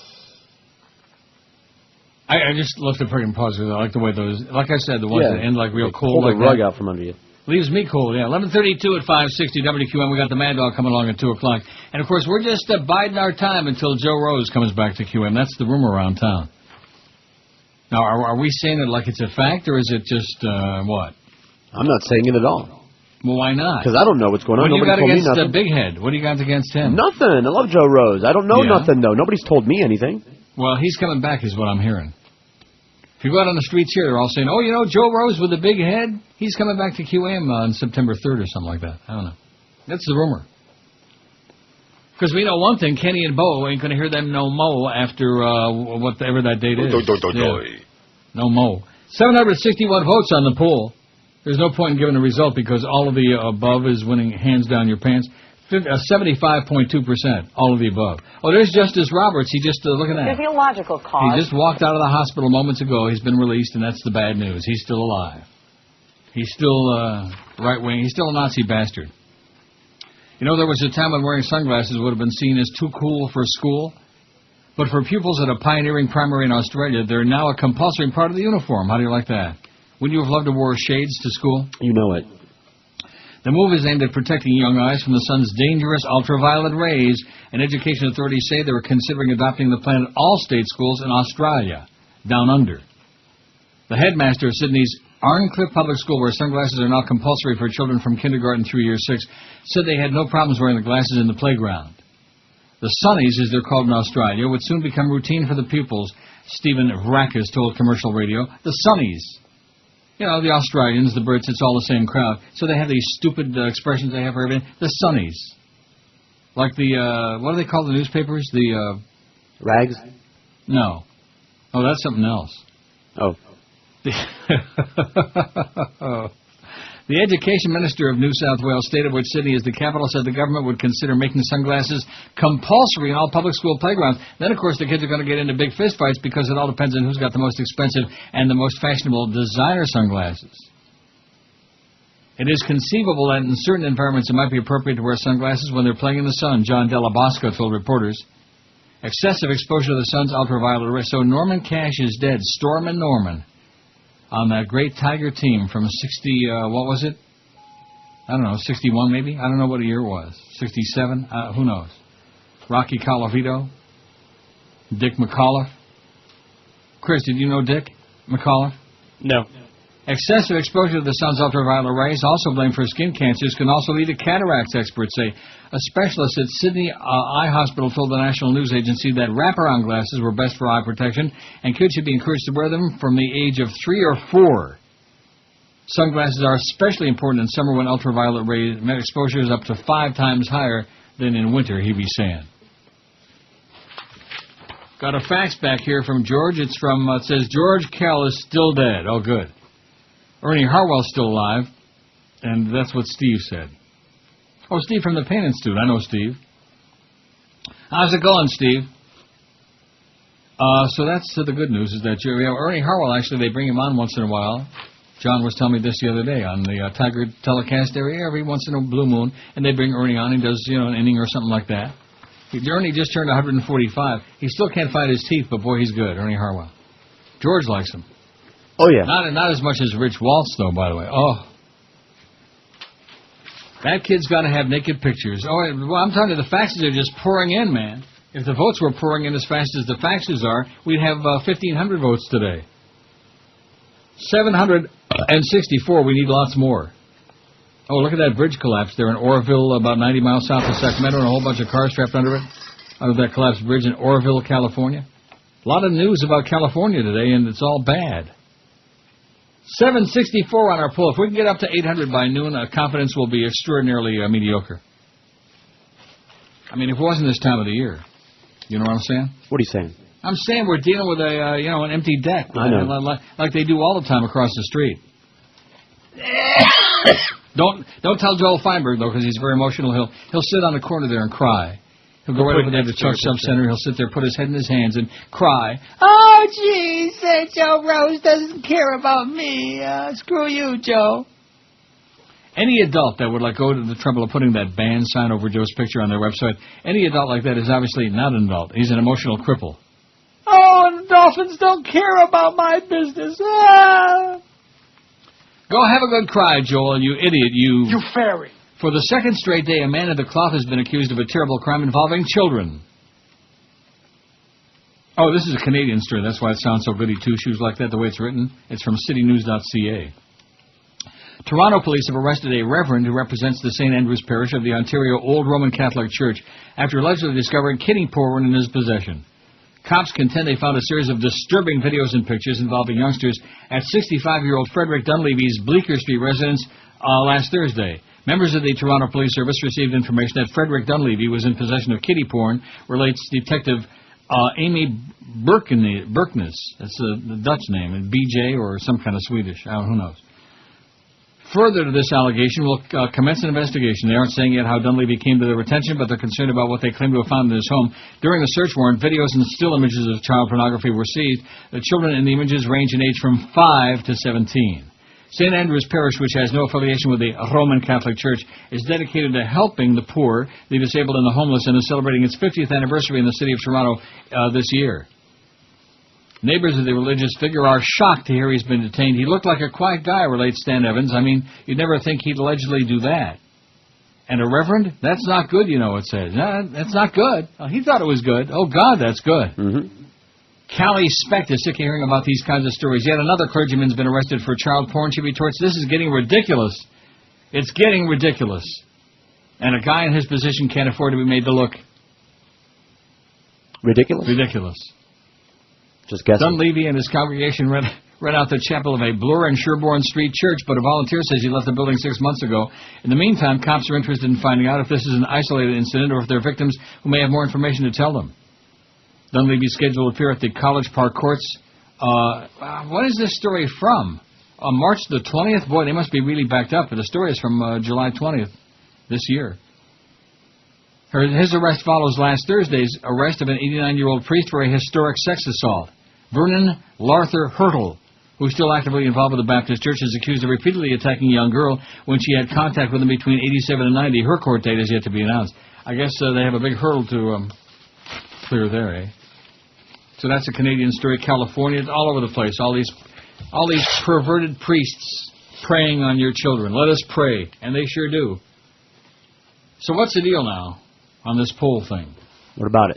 Well, I'm trying to think if we had anybody else to put on. Oh, and look at that. Tammy Faye's husband Thursday night with Larry King. I hear a rumor through the grapevine that they're going to prop up Tammy Faye's body and just put it in the chair so she can be a permanent every night guest with Larry. Talk about a sick obsession. Now, did you talk about her croaking? I guess I did last week. Right, I touched on her briefly.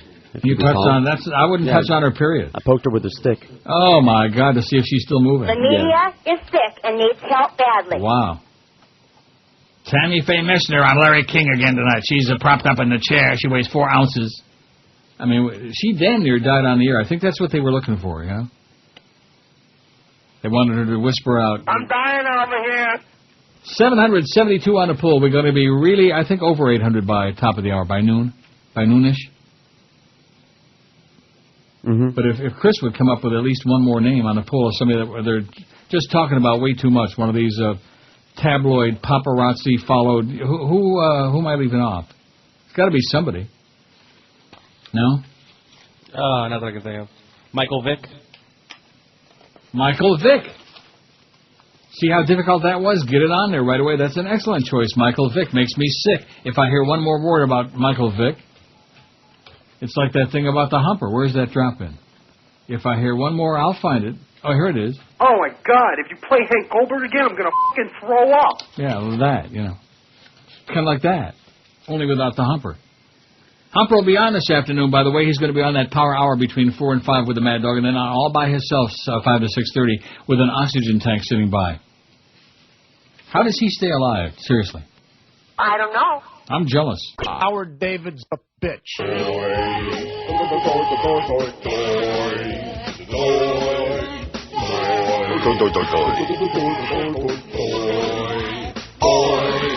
I can't get over what that Huey said today. He's got a lot of noise to talk about me that way. I don't give a crap what that Perry has to say. If he wants to smoke pink cigars, then let him. Why, I'll have you know, I know what I'm talking about. Every morning at the condo, I take the elevator down, and on my way to the car, when I pull my folding basket out, I grab a free condo paper. The toys are back in town. Toys are back in town. The toys are back in town. The toys are back in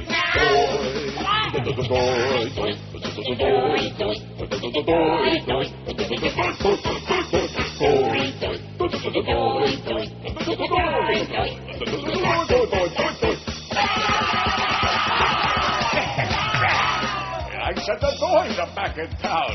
Why, you little...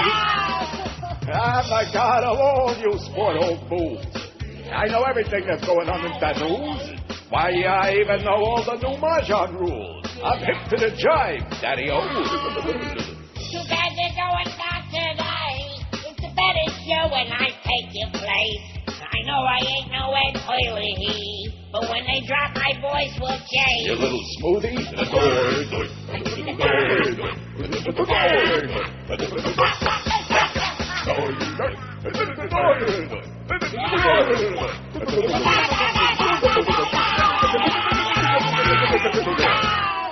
$11:48. Oh boy, Mo and Goldie, they're gone. Defoe won't see him no mo. And who else? Boy, a lot of them, they just come and go, don't they? All the time. Pharrell. Won't hear him no more on QAM. Pharrell. A lot of people are come and gone. And we're still here. Chris Moron. Oh, my doctor told me how much he liked Chris Moron, Dr. Bush. Well, I see. Nobody's perfect, Doc. Including that drug. Well, I don't want to go into a whole thing about my drugs.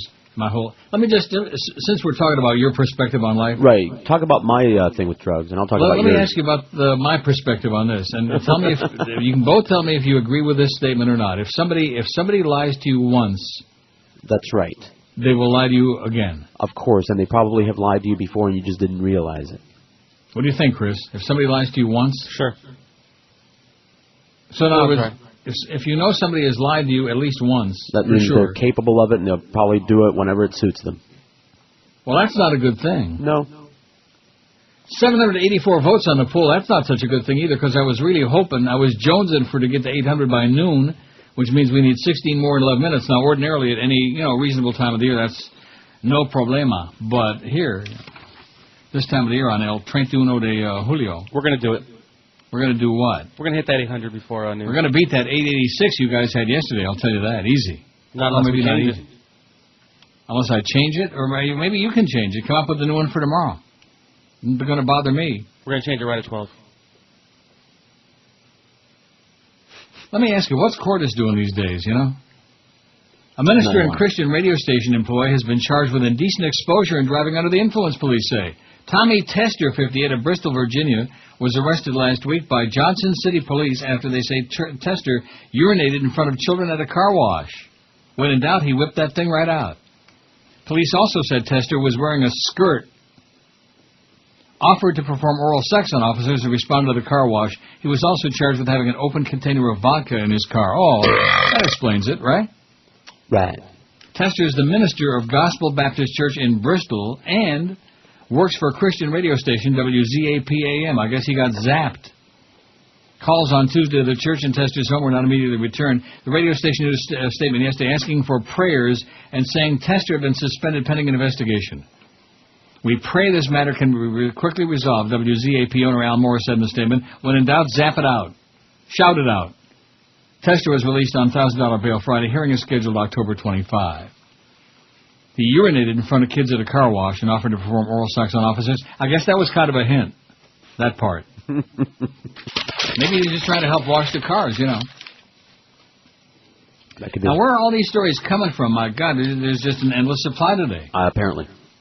Good golly, Miss Molly. The Reverend Eric Young was suspended from his duties as the pastor of Fort Caroline United Methodist Church in Jacksonville in response to allegations that he used a computer at the church to access websites featuring kiddie porn. At the church! Right in front of God and Jesus and Moses and Abraham Solomon and Moshe Pipik. These allegations led to a 2-week police investigation and Young's arrest July the 8th on a state felony charge of possessing kiddie porn. The Reverend Rick Neal, Young's superintendent, filed a formal complaint against Young with the Florida Conference Bishop Timothy W. Whitaker, July 11th. I wonder if he was kin to Roger Whitaker, who sang that horrible song. Darumtown. What was it? Darumtown. No. Gotta leave old Darumtown. No. What else did he sing? No, he had a big hit, Roger Whitaker. Something about some ship, leaving on some ship. Oh, am I going to have to look it up in the book? I guess so. How do you spell his name?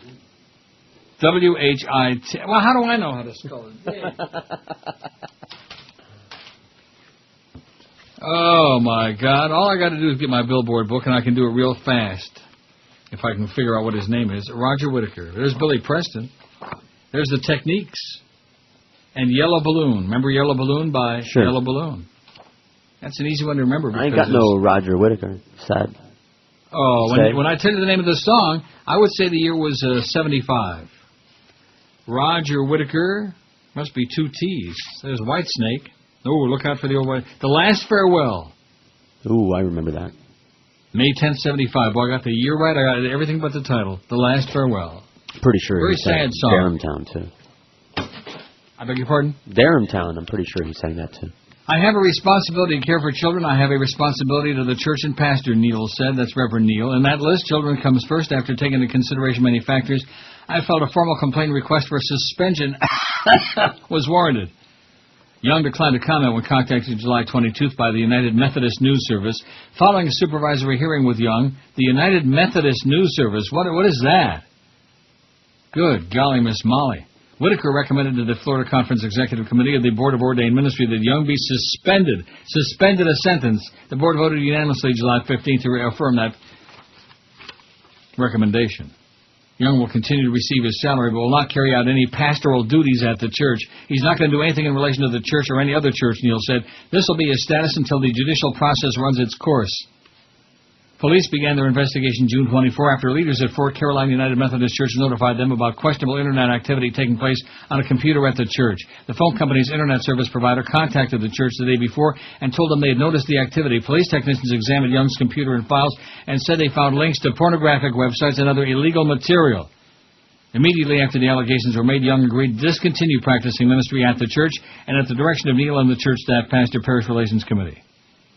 Bada beep, bada boop, bada bop. Well, it goes on and on and on. This is what it's all about. That's what they all want. They want to diddle your kids. And you poor suckers come and keep putting up all kinds of money to subsidize it, making excuses. Oh, couldn't be. He's such a wonderful man of God. Bah, bah, bah, bah. All the other schweinerei, man. All you Getchkis, all the God Squad crowd out there. Nonsense. That's basically what the whole world is all about now. It's a battle between, of headgear and BS. And, of course, with big business being a religion, that's what it's all about. The world, it's the religious wars is what the world's all about today. Is there any doubt about that? Am I absolutely correct, sir? Yep. Yes, I am. Religious wars.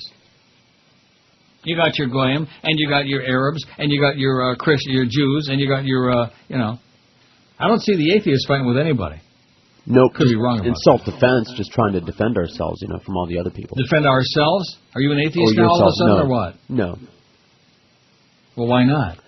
We've had this discussion because you can't prove your point of view either.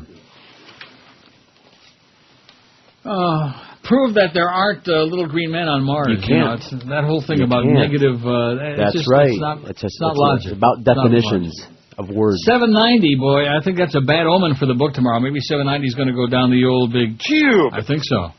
Because we got 790 on the poll right now. We should have 800. You think we'll get to 800 by noon? Yes. You are such a jerk. It's just, a good jerk, but... Yeah. Well, thank you. A cool jerk, like the Capitals, cool jerk. I bet you George has got that, but we don't have time to hear it. I can't stand to hear any more about Blaine. Look at that, Michael Vick, you're right. He really goosed it up. He got a vote. And you want to know why? Because they want to hear more about Michael Vick. They want to see his ass nailed to the wall. And rightfully so. Anybody that's doing the stuff with dogs and 2 dogs, anybody that's doing that stuff, and especially anybody that's made like all those zillions and millions of dollars that he's made, there's a little cool jerk. Hey, Michael, you jerk. You fairy. 790, all of the above, 596, 75.4% believe. They don't want to hear about none of these people. Barry Bonds, 55. Paris Hilton, 44. Lindsay Lohan, 44. Britney Spears, 21. Anna Nicole, 18. Leave her be. Isn't that what that comedy judge said? Leave her be? I want her buried with the sun. Angelina Jolie, 11. And Michael Vick, he's got the big one. It be the 12 to 1 hour on WQAM. Look at that. We got our 800 votes, man. Chris has got his thumb right in there. Rectum. That's where it's at.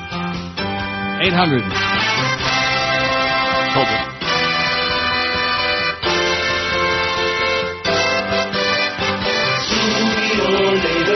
Sunni's gonna get you. Sooner or later, the Sunni's gonna get you. Sooner or later, the Sunni's gonna get you. The Sunni's gonna get you. In the war you'll never win. Resistance This is what you'll find when you commit genocide with the blueprint of Nazi occupation. I write these try to defend their homes against us instead of the Saudis that deserve retaliation. Sooner or later, the Sunni's gonna get you. The Sunni's gonna get you. In the war you'll never win. You leave no child behind by sending them off to die in a war that's insane and homicidal. It's something of genocide that the people you find with nothing to lose get suicidal. Jesus was God. Jesus was God. Jesus was God. Jesus was God.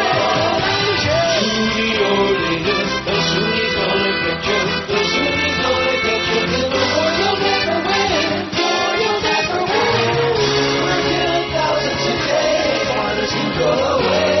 But maybe we're able to determine. Don't surprise me this life. Watch your play human life. On the boxes of fabric and detergent. Sunni or later, the Sunni's gonna get you. Sunni or later, the Sunni's gonna get you.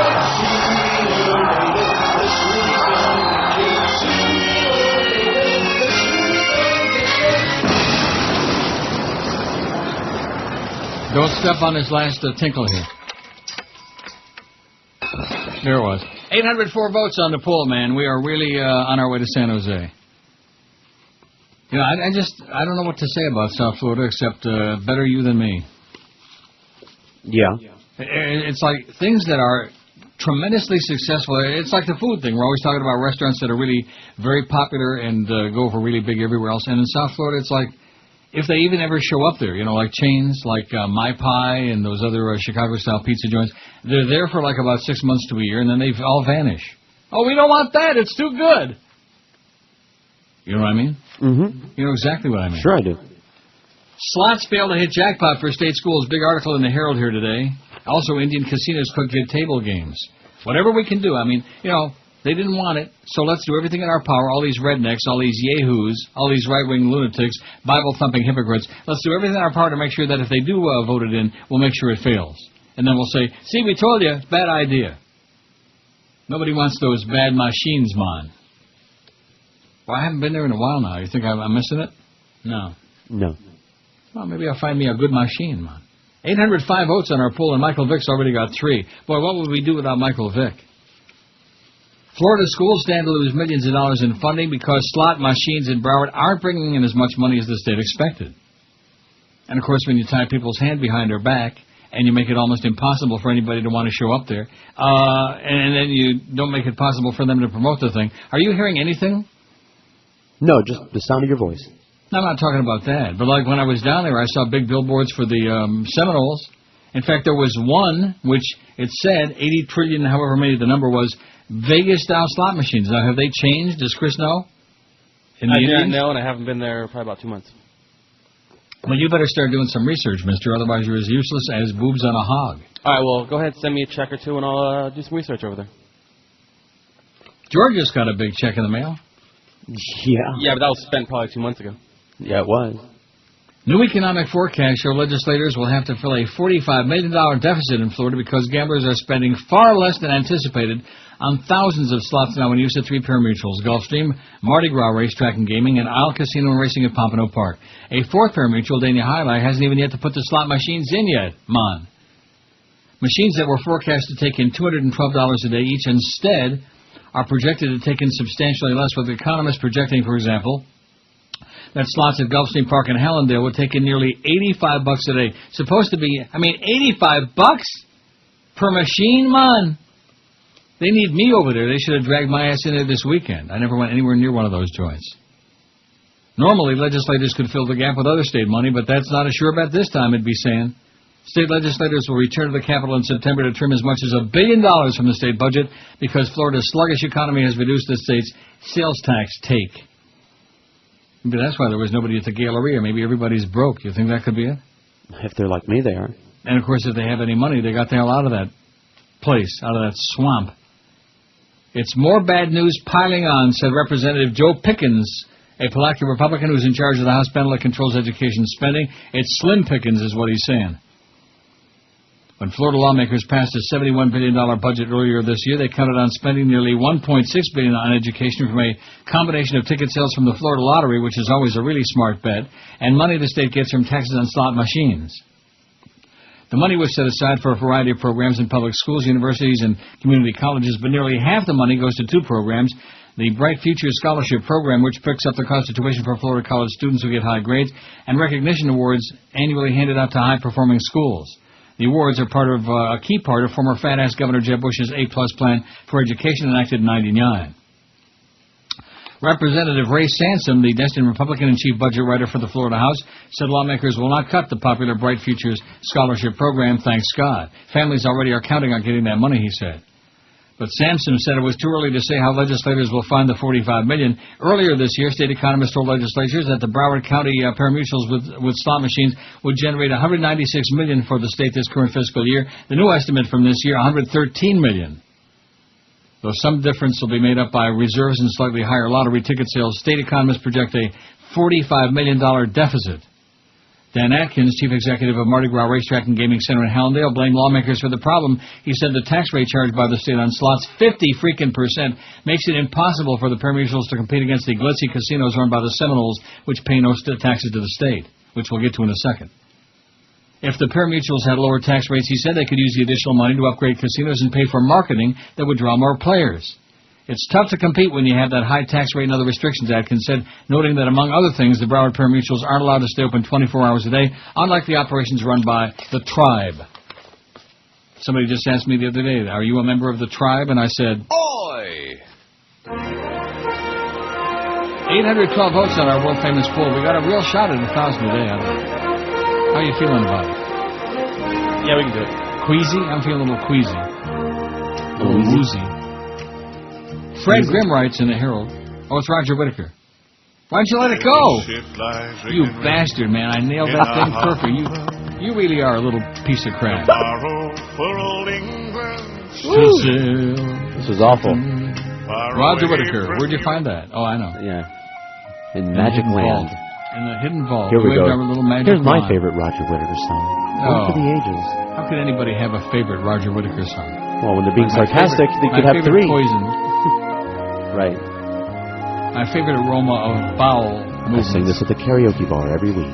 Oh, God help us. Really drunk. I've gotta leave old Durham town. Please, soon, not soon enough. That's it. Fred Grimm says in 3 weeks the forbidden games won't be roulette, craps, blackjack, baccarat, keno. The exotic stuff of Monaco, Vegas, Atlantic City, and Macau are destined to become the games of Hollywood, Tampa, Coconut Creek, Immokalee, Brighton, and Big Cypress. Table games surely lie at the heart of the negotiations between the Seminole Tribe and Governor Charlie Crist's office. The Indians will demand some, if not all, of the outlawed table games before ceding a cut of their gaming profits to the state. The Seminoles and the Miccosukee Tribe in Dade, which has an obvious interest in the negotiations, already have a clear right to Class 3 Vegas-style slot machines. That's a given. Nothing much to negotiate. And I'm sure I saw a billboard over the weekend that said at the Seminole they've got, I forget the number, Vegas-style slot machines, man, is what it said. The state, which refused for 2 decades to deal with the Indians, waited too long, Fred Grimm says. Vegas slots were legalized last year at non-Indian venues in Broward, and federal law mandates that Indians now have the same right to feature Vegas slots at their gambling halls. They got the balls to stick them in their halls. And Florida's got no legal right to tax a sovereign tribe's gambling money. If the state wants to share the Seminole booty, the governor's negotiators have 3 weeks to come up with something swell to offer the tribes in return. Table games would be swell indeed, says Fred. Slot machines pull in the most casino gambling profits, but table games appeal to more affluent customers and reach beyond the local gamblers, said Michael Pollack, managing director of the Spectrum Gaming Group, editor of the Gaming Industry Observer. Tourists and conventioneers who wouldn't come to Florida to hang out in a cavernous room full of slot machines will book a stay at a full-blown casino with a Vegas-type atmosphere, he'd be saying. Secretary of the Interior, Kirk Kempthorne, notified Governor Crist on June 22 that he had 60 days to work out a compact with the Seminoles. Otherwise, Kempthorne warned, he'd establish regulations himself, allowing the tribe to install Vegas-style slots as opposed to the slower and dumb Class 2 bingo-style slots not featured at the state's Indian casinos. Under the Kempthorne solution, Seminole attorney Barry Richards said Monday, the state gets zilch. Zilch, zippity-doo-dah. The big... An article published Monday by Florida Tax Watch, gaming economist Jeffrey Hook suggested that Florida demanded at least a 40% cut of the Indian gambling profits in return for Class 3 slots. It would be a fair take, Hook argued, given that Broward's racinos pay about 53% of gamblers' losses to state and local governments.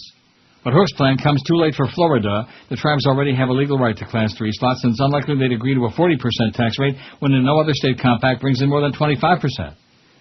And Richard pointed out that the feds require the states offer tribes an element of exclusivity as part of the compact. The state might agree, he suggested, to keep slot machines from spreading to other pari-mutuels outside of Dade and Broward, for example, or promise to allow Indian casinos the exclusive right to operate table games in Florida.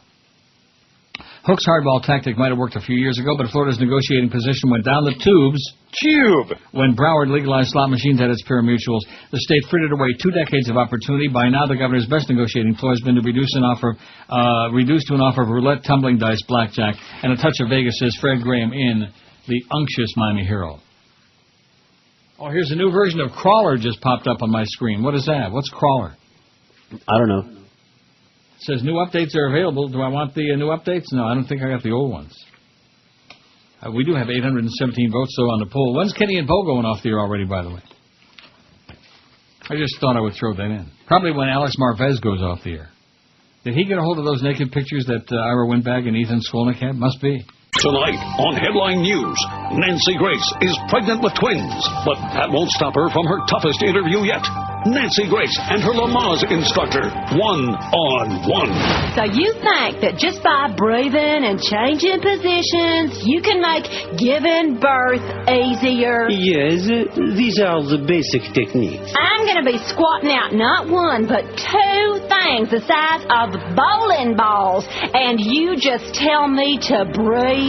How do you sleep at night? Nancy Grace, pregnant and PO'd. How on earth can you just sit there with a straight face and tell me Lamaze works? Well, the technique can make the birth almost as enjoyable as the conception. The conception? Do I strike you as the kind of woman who would enjoy that? It's the interview that will confirm what you always suspected about Nancy Grace.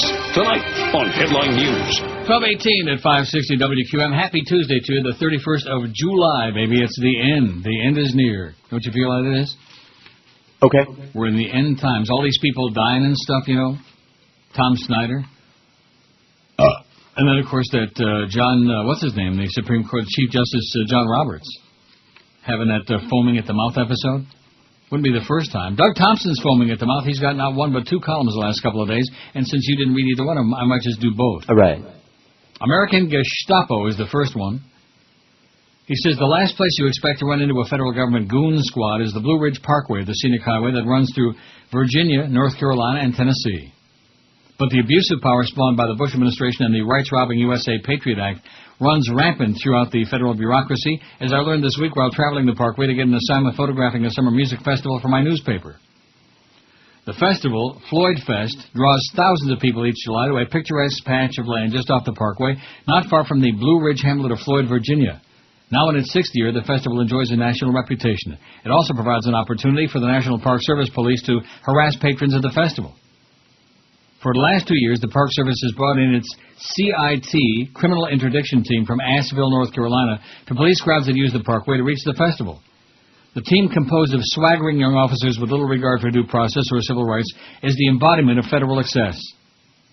As I drove toward the site Thursday, I passed 2 CIT Park Police officers that had pulled cars over and were forcing the occupants to pull everything out of the car so they could search coolers, backpacks, luggage, glove boxes, and consoles. I pulled off the road ahead of the 2nd NPS patrol car, grabbed my camera, and headed back to take a photo of the police action. As I approached, the Park Service officer wheeled around and pointed at me. "Sir, if you raise that camera to take a photograph, I will place you under arrest," he barked. I identified myself as a working journalist on assignment and said I was simply covering a news event. "Sir," he retorted, "this is a U.S. government property. Under the provisions of the USA PATRIOT Act, you cannot take photographs of official government activity without authorization. Put that camera down now." Wow. I couldn't believe what I was hearing. I grew up in this part of the country, photographed on the Blue Ridge Parkway since my days as a high school student. I asked for his badge number. He refused to reveal it. "Sir, you have 15 seconds to leave or you're under arrest." He had his hand on his gun, so I left. Media General, our newspaper's owner, has strict rules about interaction with police. At the top of the hill, I stopped and shot some photos back toward the scene. At the festival, patrons told numerous horror stories about encounters that day with the Park Service police. One young woman was pulled over because she had beads hanging from her rearview mirror. They detained her for more than an hour while they searched her car and found nothing. Another young man was stopped because he had a bolt missing from his license plate frame. When the cops found no drugs or alcohol, they ticketed him for improper equipment. On Wednesday night, the CIT cops pulled over a car driven by Shannon Zeman, the sheriff of Lloyd County, Virginia. Zeman later told Virginia State Trooper Andrew O'Connor that the Parkway cops were rude and abusive, even to a fellow cop. Calls to the Park Service Police headquarters were not returned Friday. I called the office of Congressman Rick Boucher, and they promised to check into the situation. According to the National Park Service website, Park Police provide highly trained and professional police officers to prevent and detect criminal activity, conduct investigations, apprehend individuals suspected of committing offenses against federal, state, and local laws. Nice to know the Park Service cops have professionals on board. Next time, let's hope they send in pros instead of the goon squad from the criminal interdiction team in Asheville, says Doug, who's foaming at the mouth. Not quite as much as John Roberts, but... He also has another column in today's Capitol Hill Blue, the USA Patriotic Act. It's kind of a follow-up to the one I just read, kind of like a segue, a segue. 8:33 on a poll, by the way. I think we're in trouble. What do you think, Chris? We need less than 2 a minute. We can do it. Oh, you're looking at that crap again? Eric Scott, you brainwashed with that garbage? Yeah, something like I said, that's a good deal, Eric Scott, going there. Doug Thompson says, I wish I could say an incident last week was the first time the rights-robbing USA Patriot Act has been used to prohibit me as a working journalist from doing my job. Unfortunately, the Blue Ridge Parkway ranger who threatened me with arrest if I photographed him subjecting attendees of Floyd Fest to unreasonable search and seizure is only the latest time the act has been thrown in my face and used to cover up the acts of a government that's out of control. Since its passage in the aftershock of the 9/11 terrorist attacks, the Patriot Act has been used and abused by the FBI to harass American citizens and destroy the foundations of freedoms that used to define this country. Most members of Congress admit they initially voted for the act without even reading it.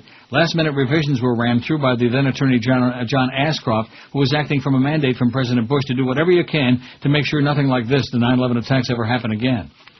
Ashcroft's bill gave police virtually unlimited powers, allowing the FBI to wiretap citizens without court review or approval, and opened the door for Bush's controversial warrantless domestic spying program that a federal judge has ruled unconstitutional, but still has to get through a conservative Supreme Court stacked with Bush appointees. Vast areas in and around Washington suddenly became off-limits for photography. Photographers were banned from shooting in Union Station, on the Washington Metro, and in areas where a federal building might be in the background. Amtrak cops arrested independent filmmaker Jem Cohen for shooting footage out the window of a train en route to New York, something he's done for years. The New York Times told Cohen their photographers are routinely prohibited from taking photos of public places in the Big Apple, so often, in fact, that they no longer considered what happened to him to be even news. Indian filmmaker Rakesh Sharma was arrested and detained for 4 hours for shooting footage on the streets of New York. In Northern Virginia, Park Police on the George Washington Parkway stopped to question me for shooting skyline photos of the nation's capital. Even after I identified myself as a working journalist and produced ID, including a Department of Defense press pass, they tried to confiscate the digital image cards from my camera, saying I needed written authorization from the Park Service Superintendent's office. I stood my ground and they backed off. In October 2002, I was shooting kids in Halloween costumes at Tyson's Corner Mall in Northern Virginia, something I'd done at Halloween for nearly 10 years.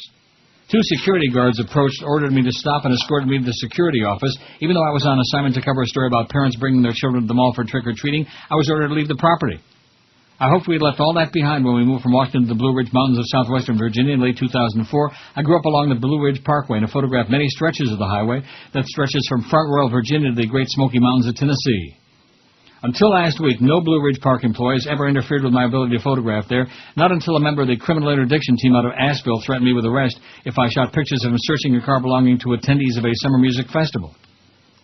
Assistant Chief Ranger Steve Stinnett says his CIT officers don't remember encountering a photographer while on duty last week. In the news business, we call that a non-denial denial. Not remembering is the cop's oldest trick in the book. It's the oldest cop-out in the book, he says, pun fully intended. Don't worry, Ranger Stinnett, your officer may have trouble remembering, but I don't. When somebody who carries a gun threatens me with arrest, I remember him very well. I think you'll also find the sheriff of Lloyd County, Virginia, Shannon Zeman, has a clear memory of night last week when a member of the CIT unit pulled him over and treated him like a criminal. Virginia State Trooper Andrew O'Connor, another respected member of law enforcement around these parts, says he was shocked and dismayed at the behavior of the CIT Rangers. Stinnett promises a full and complete investigation of the incident. I'm not holding my breath. Stillen is also the one who sent the CI team from Nashville to harass attendees at Floyd Fest, and the one who says he doesn't consider 177 traffic stops along a 5-mile stretch of road over 2.5 days excessive. In fact, he calls the effort low intensity. Congressman Rick Boucher doesn't consider the effort low intensity and does consider the actions of the CI team excessive. The situation is intolerable and unacceptable, he told me yesterday. He promises to call in the director of the Blue Ridge Parkway to demand an investigation. Boucher says he'll recommend the traffic enforcement responsibility of the Floyd Fest site be taken away from the park rangers during the event and turned over to the Virginia State Police. According to federal records, the CIT is funded in part by grants from the Department of Homeland Security, the same Department of Homeland Security that so often invokes the USA PATRIOT Act to routinely revoke freedoms once considered untouchable in America. You mark my words, man, he ain't going to be around too long, Doug Thompson. He's great, keep an eye on big him. balls. I know. One of these days, he's just going to disappear. Thank it, baby. Yeah! Ain't ready. What's up, y'all? This your boy G-Mike. You see, I usually do songs with, like, hooks and concepts and shit, right? But that, man, I'm trying to go platinum. So I'm about to rock this shit. Check this out, y'all. Read a book, read a book, read a book. Read a book, read a book, read a book. Read a book, read a book, read a book. Read a book, read a book, read a book. R-E-A-D-A-B-O, okay. R-E-A-D-A-B-O, okay. R-E-A-D-A-B-O, okay. R-E-A-D-A-B-O, okay. Not a sports page, not a magazine, but a book. Book, yeah. Not a sports page, not a magazine, but a book. Book, yeah. Not a sports page, not a magazine, but a book. Book, yeah. Not a sports page, not a magazine, but a book. Book that motherfucker. Read a book, read a book, read a book. Read a book, read a book, read a book. Read a book, read a book, read a book. Read a book, read a book, read a book.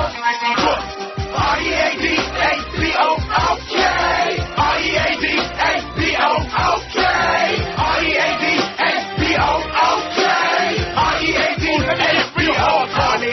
Raise your kids, raise your kids, raise your damn kids. Raise your kids, raise your kids, raise your damn kids. Raise your kids, raise your kids, raise your damn kids. Raise your kids, raise your kids, raise your damn kids. Body needs water, so drink that shit. Body needs water, so drink that shit. Your body needs water, so drink that shit. Your body needs water, so drink that shit. Rock some land, rock some land.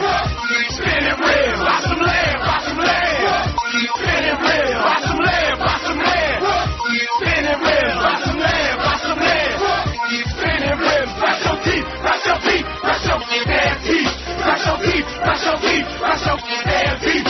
Brush your teeth, brush your teeth, brush your damn teeth. Brush your teeth, brush your teeth, brush your damn teeth. Way deodorant, way deodorant, way deodorant, way deodorant, way deodorant, way deodorant, way deodorant, way deodorant. Coffee stick, it's not expensive. It's coffee stick, it's not expensive. It's coffee stick, it's not expensive. It's coffee stick, it's not expensive. Read a book, read a book, read a book. Read a book, read a book, read a book. Read a book, read a book, read a book. Read a book, read a book, read a book. R-E-A-D-A-B-O. How could you do that, Neil? How could you play that again, even though you just burned that thing out? I don't think so. I like it. You don't like it? I like it. Chris don't like it, although somebody named Chris, and not ours, not mine or yours or anybody else's, some other Chris. Could you please play the Kenny and Bo bit that Bo talks about stealing a kiss from a pretty girl? I first heard this on your show last week as I was drinking coffee in my car on the way to the airport. I laughed so hard the coffee came out of my nose and spilled all over my shirt. Thanks for the great entertainment. No extra charge, Chris. And isn't that just called Kenny and Bo? The Ken Bo Homo Show. No. Is that the one? That's what I think it is, but I could be wrong. Oh, that's a new one. I often am. Are you sure? No, I'm not sure. That's just my guess. Well, I could see if I could find it. Because that would be a Boca Brian, no doubt. Yes. Ken Bo Homo Show. Like that. That girl. Welcome back to the Kenbo No Homo Show. We have Jim Noggle joining us a little later on. All right, man. Praise the Lord. He's a good and decent man. How do you figure that? Well, he's middle-aged and white, you know. That's all you gotta be. He's the mayor of Fort Lauderdale, right? Something like that. Naughty Noggle. Yeah, he's cleaning up Fort Lauderdale so it'll be okay for Jesus to go there. Sure. Homosexuality is a sin, man. Says it right there in God's playbook. And that's the situation. Well, he's got to get rid of the homos to get more dates for sport hole lickers like us. That's why he calls us here at an all-gay sport hole station. Look, every man has his needs. Just 'cause it's only men on our mind don't make it some kind of queer or something. At least now and then we think of a female. Yeah. You know? I mean, if you need some immediate sexual satisfaction, man, you know, like right away you can tune into us. Sounds like you did a lot of research on this topic. Not really. I learned it by mimosa. I mean, our entire morning show is based on the love of men. A real man can show his love for men and maybe steal a kiss from a pretty girl. Yeah, on a park bench or something. That's right, man. Like, put your knees together real tight and lean over and, like, just steal a kiss from a pretty girl. Oh, yeah, sure. Women are just objects you occasionally pay attention to when you're horny. Yeah. I mean, that's the manly way. I mean, like, you know, dude, I'd put my wife outside the house when she has her monthly gutter, you know. There's coffee. What? Didn't you make the coffee this morning? Yeah, man. Special brew. It tastes funny. Should be tangy. I use an old jockstrap for a strainer. Delish. Okay, so that was the one I told you, Kenbo Homo Show, and I tell you that? I don't know why I argue with you. 852 votes on the poll. That's because you always look at everything from your own perspective, even when you pull in and do these shows, you know? You know, Like you should have left now. yours down here before you went to Toronto so that I could do the show from it. Should have left my what? Perspective. Oh, my prospectus? 854 on the poll. We aren't going to make 1,000 today. I'm not real happy about that at all. But like I told you, I had a feeling about this because it just, you know, we're hollering into a vacuum. Hey! Well, you know, like that. There ain't nobody there. I mean, there's a few people around, but pretty sparse gathering. Maybe they're all waiting at Miami International Airport. Maybe they're all getting frisked and screened and getting puffed in the poof machine, the puffer machine. It's just amazing to me the way they treat us like cattle, like subhuman garbage. And now it's okay to take lighters back on the plane, by the way. No problem. That's right. No sweat. Take all the lighters you want. Take about 6,000 matches. I can't stand to hear any more about. That's the poll today. 640 say all of the above. That's almost 75%. Wow. Barry Bonds, 60. Paris Hilton, 47. Lindsay Lohan, 46. Drunken slut. Anna Nicole, 22. Anna's making a move for a deadbeat. She ain't doing too bad. Britney Spears, 21. Angelina Jolie, 11. And Michael Vick, only 7. Solamente 7. I wonder why that is. I know what it is. They want to hear lots more. They want him thrown in the Huska. And that's, of course, a lot of the Dolphin fans who would probably give their left nut to have Michael Vick as quarterback. Do you think Dolphin fans would like to have assuming that this thing wouldn't have happened? Not really. They wouldn't like him as quarterback? Why, because he's got such a crappy completion percentage? Yeah, that, and I mean, he's and because he's running a high school and college quarterback and definitely not a pro? Correct. A federal judge last Wednesday delayed ruling on whether to throw out a lawsuit filed against the founder of Facebook.com, saying he needed more information about allegations that Mark Zuckerberg stole the ideas of the creators of a rival social networking website. Judge Douglas Woodlock gave Connect You founders Cameron Winklevoss and Tyler Winklevoss, who are twin brothers, and Divya Narendra until August 8th to flesh out their allegations against Zuckerberg, which include fraud, copyright infringement, and misappropriation of trade secrets. The lawsuit, which also names several other founding members of Facebook, asked the court to issue an injunction against Facebook and give control of the company and its assets to Connect You's founders. Did you ever hear of Connect You? No. No. Sounds like a school to me. Facebook said in a statement that it was pleased with the outcome of the hearing. We continue to disagree with the allegations that Mark Zuckerberg stole any ideas or code to build Facebook, the statement said. We intend to honor the judge's request not to comment further in the media and will continue to vigorously defend this case in court. Facebook and Connect You connect college students and others online. Both allow users to post profiles with pictures, biographies, and other personal information and create extended networks of people at their schools or jobs with similar interests. Sounds a little like MySpace in your face. At your place. Connect You originally filed suit in September 2004, but it was dismissed on a technicality in March and immediately refiled. The lawsuit claims that in December of 2002, the Connect You founders began to develop a social networking site for the Harvard community called Harvard Connection. In November 2003, the three asked Zuckerberg to complete software and database work on the site. They repeatedly asked him to finish before they graduated in June 2004, and Zuckerberg assured them he was working hard to complete it, the lawsuit says. Zuckerberg then launched the Facebook.com in February 2004. ConnectU started its website in May of that year. By beating ConnectU to the market, Facebook gained a huge advantage, the lawsuit be saying. The emergence of Facebook was an unpleasant surprise, the ConnectU founder said at a news conference with their lawyer after the court hearing. Initially, we were just pretty much shocked and floored, said Cameron Winklevoss. I think there was definitely a feeling of betrayal. There's nothing worse than betraying a Winklevoss. Winklevoss said the ConnectU founders had received emails from Zuckerberg in November and December of 2006 saying he was essentially finished with the coding, but they never got it from him. He later said that they later learned by Christmas of 2003 that Zuckerberg and others started working on Facebook, but didn't tell anybody else at Harvard Connections team. Facebook's domain name was registered January 11, 2004. And the beat goes on. How do you like that? So they gave this guy the idea, and then he stole it, and he started his Facebook, and, and they're pissed off and fired up about it. You ever go on Facebook? No. How about ConnectU? Never heard of it. How about Connect the Dots? I think that's big in India, ain't it? Connect the Dots? Polka dots. 863 votes on our poll. We are not going to make 1,000 today, and we're pretty, we resent it bitterly. Spread 'em and say cheese. Hey there, Hoochie Mama. Yeah, this is Bill Clinton speaking. Oh, you sweet thing. How's your big pasty butt? Your butt. Oh, I can't right now, honey, but you know what I like. I like 'em fat with piggy face and a lot of roast beef hanging down. Granny candy shorts and genital warts. Why not squat and dig around, round? There ain't nothing quite attractive as my butch boss wife who dresses way too frumpy, bitchy, bitter, and dumpy. Haven't seen her nude since 1982. Is she a girl? Oh, baby, gotta check my eyes.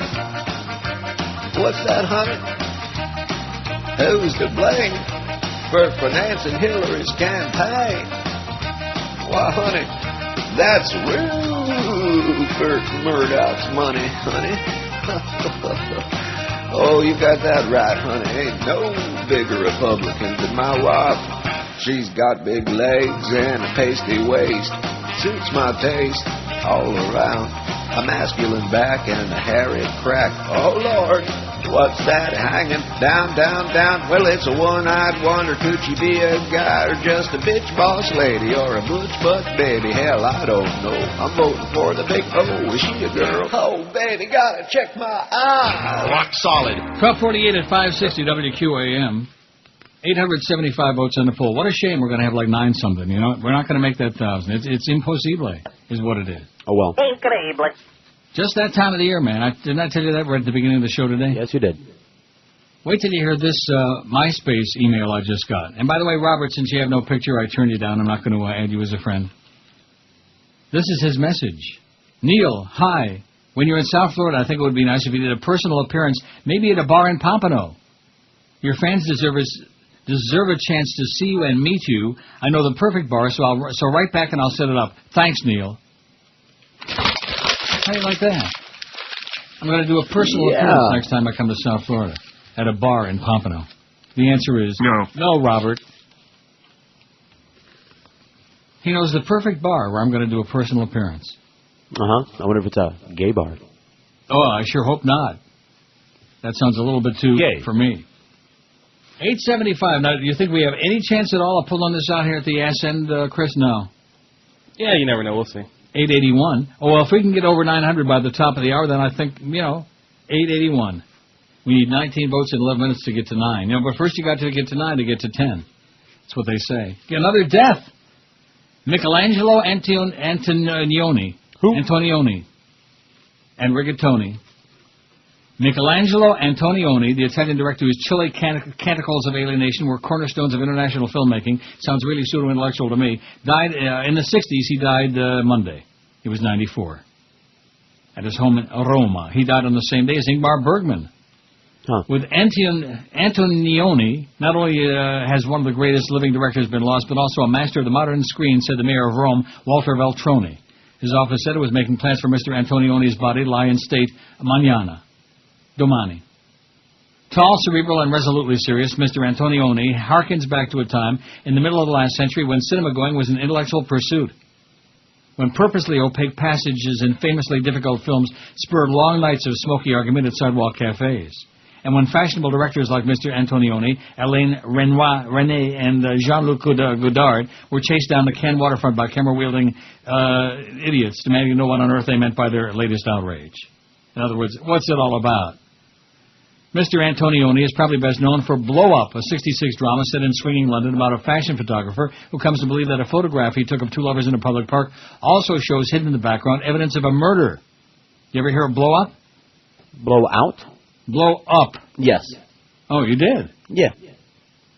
When in doubt, blow it out? So that's it. He's dead. Sure. Boy, they're dying like flies. So what, number 4, number 5? There's a lot of that crap going around. I'm just telling you right now, next time you hear I'm dying over it here. might be somebody you heard of before, somebody you care about. But unless it's somebody you really know or somebody, close, it's just one of those things, right? We can't cope with all this death. Like Tom Snyder. I mean, once upon a time I liked him okay. I used to watch his show, and then I realized what a phony he was when he used to interview Madeleine O'Hare's religious son, the one son that, was kind of like the wayward son that didn't go along with the atheist stuff.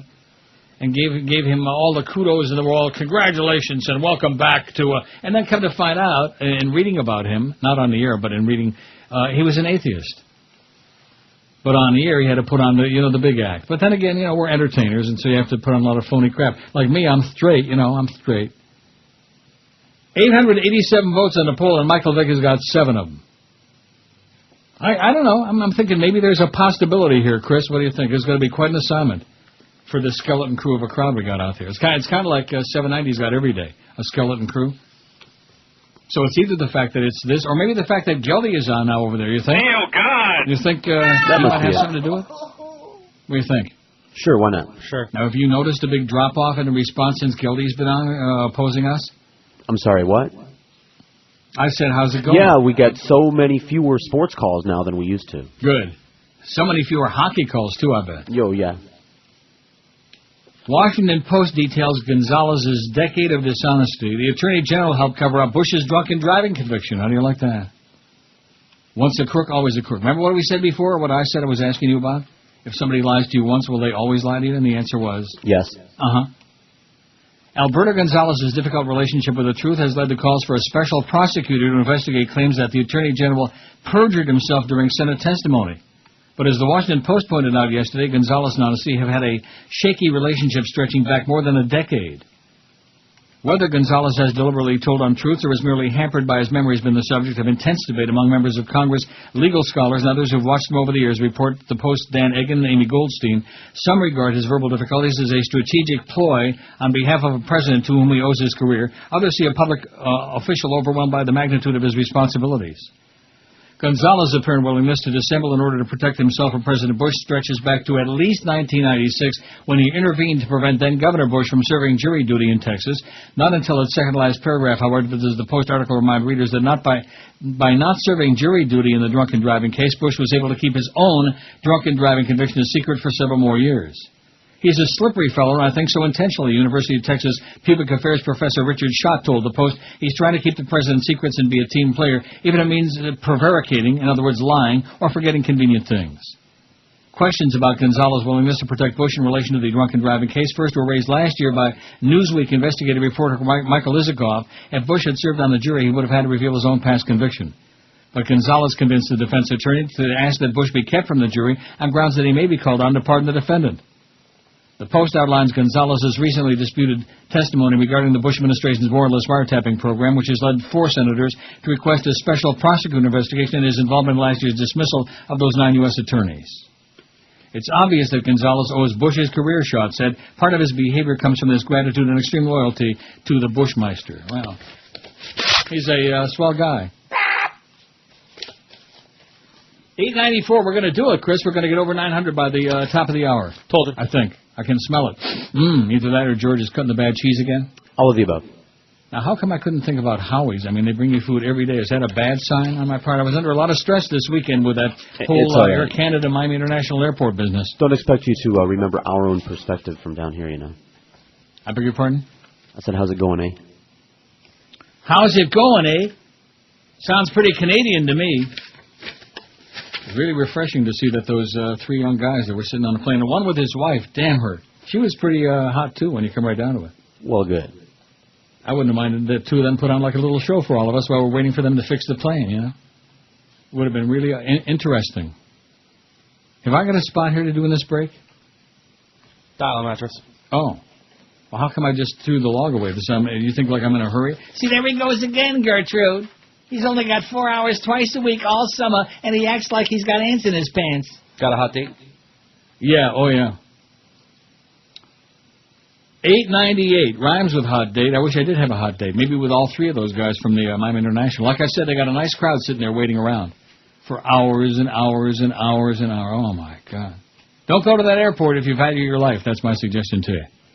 If you don't want to get grilled and drilled and not so thrilled. Abu Ghraib. Just like that, like torture at MIA. Okay, this is Scott Farrell. And when I'm up in Boca Chica slapping old women with painted lips around the pool, I listen to the Neil Rogers 1 to 2 hour. I listen to the Neil Rogers Fair and Balanced 1 to 2 hour. He took some roids numerous times. Absolutely. And when the press asks him, says he committed no crime. And his teammates, they hate his guts. He may be known for hitting the long ball, but he's a little nuts. And he's gonna hit more and more and more and more. He's home run champion, Barry Bonds. And nobody likes him. What's he on? He's home run champion. He's home run champion. But no one is cheering, 'cause he's home run champion of baseball. You fairy. Okay, it's 101. I don't know. We got a shot at this 1,000 today. I'm sure that everybody in town is sitting around on the edge of their fireplace. Not too many people with a fireplace, but that's the problem. 904 vote.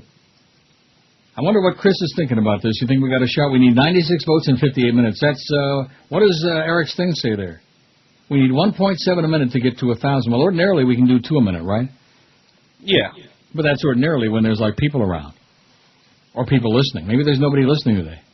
Maybe it's because it's Tuesday and I'm on the air. You think that could be it?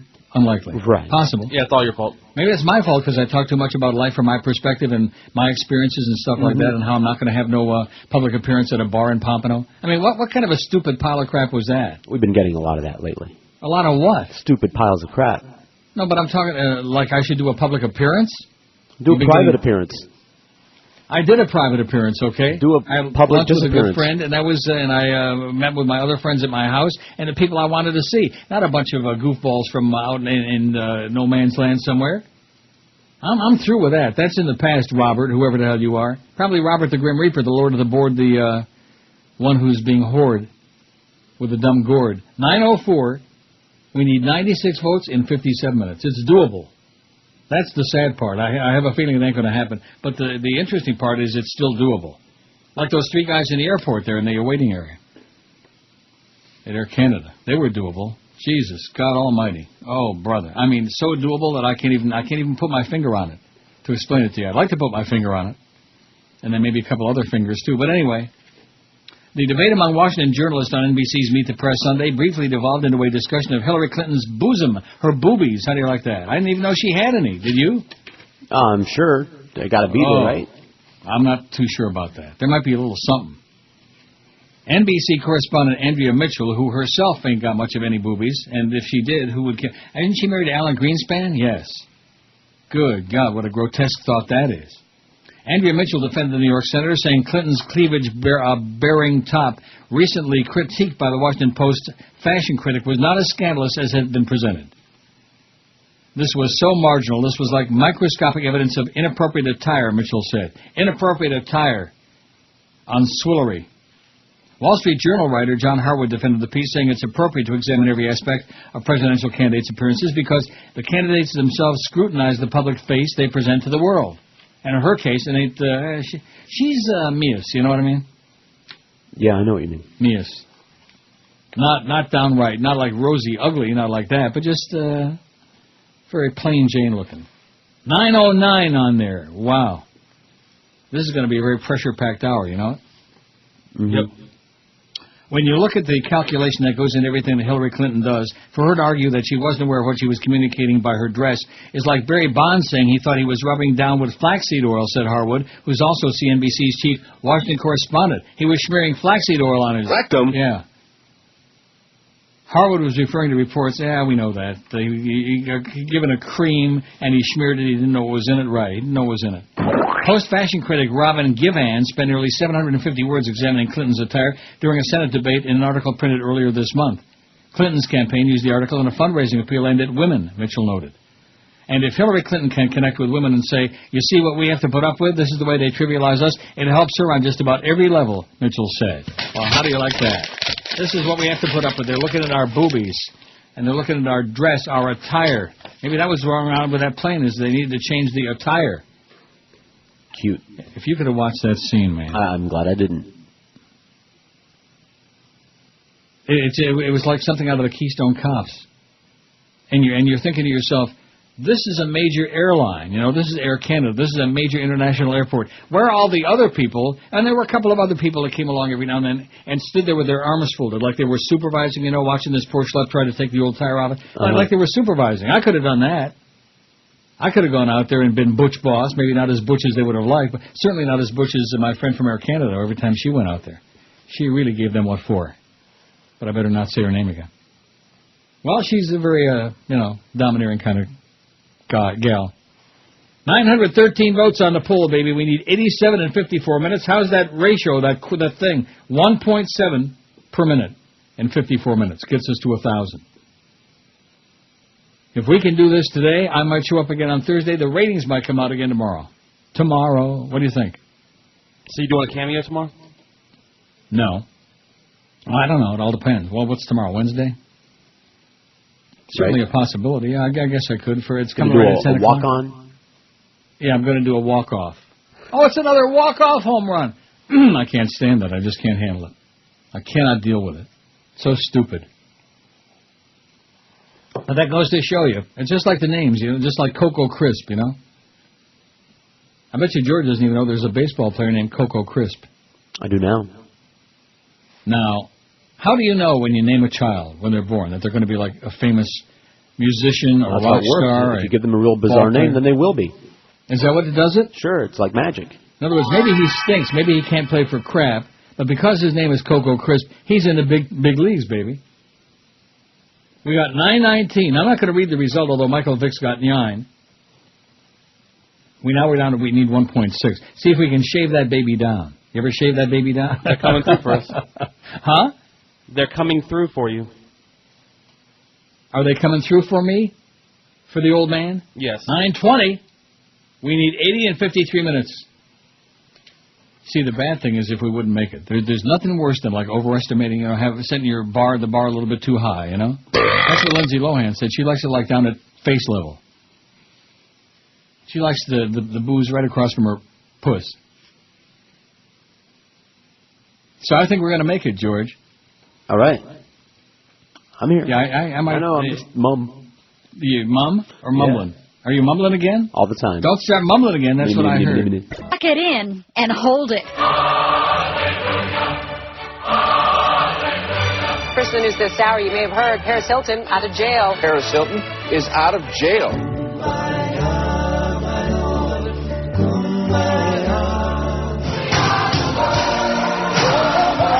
Hilton says the first thing she'll do when she gets out of jail is have a good meal. Paris is looking forward to wearing normal clothing.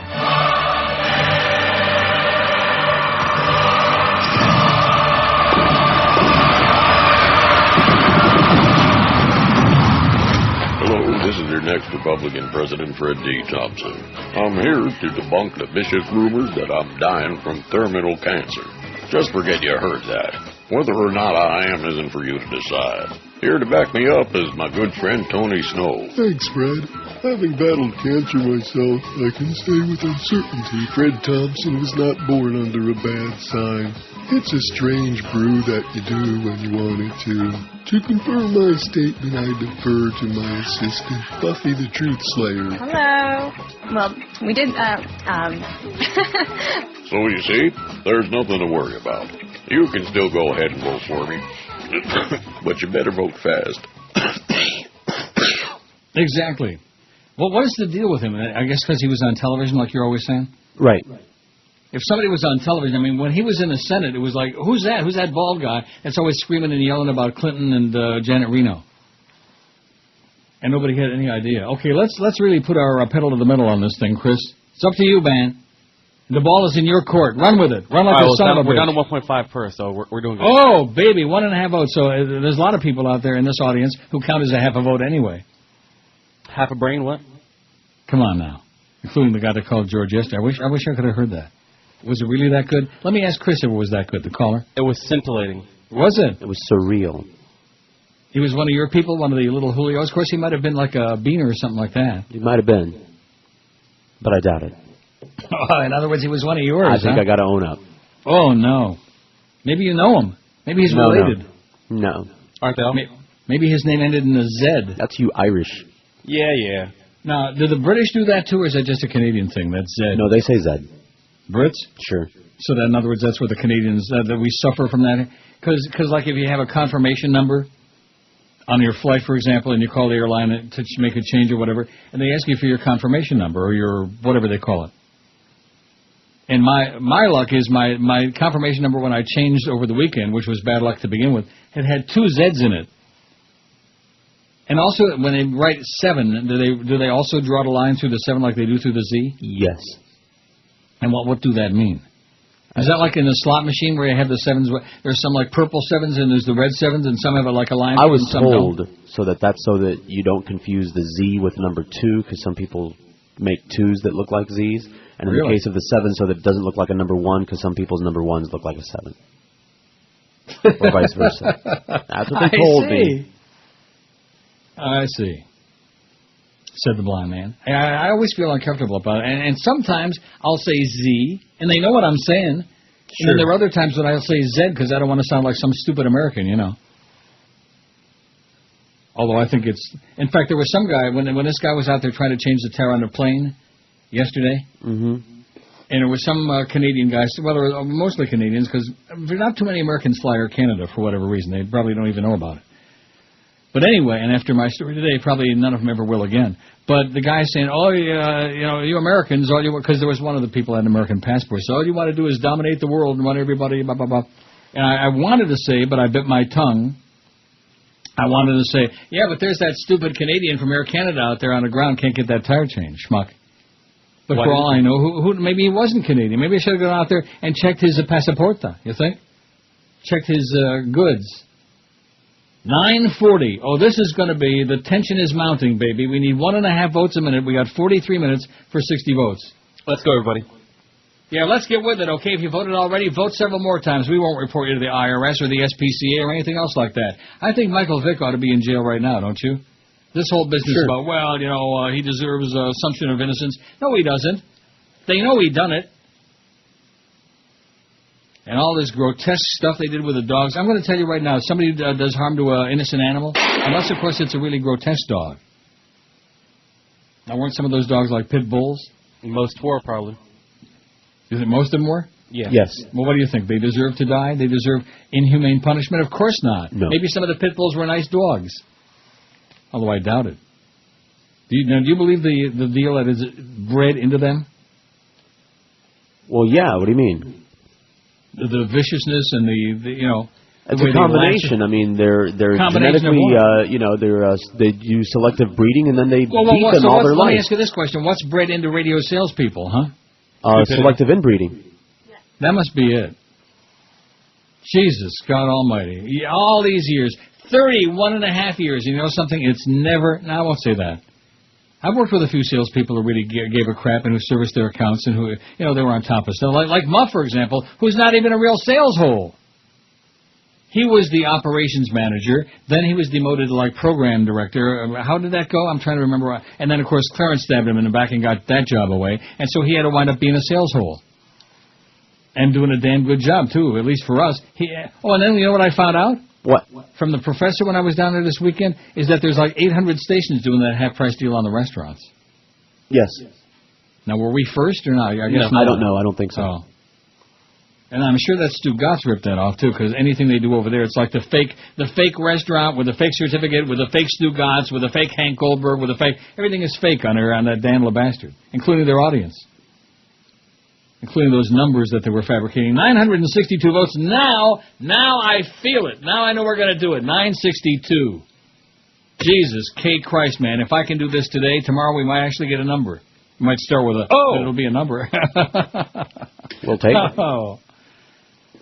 Now, this rating tomorrow, I think I will come in for a bit, right at 10 o'clock.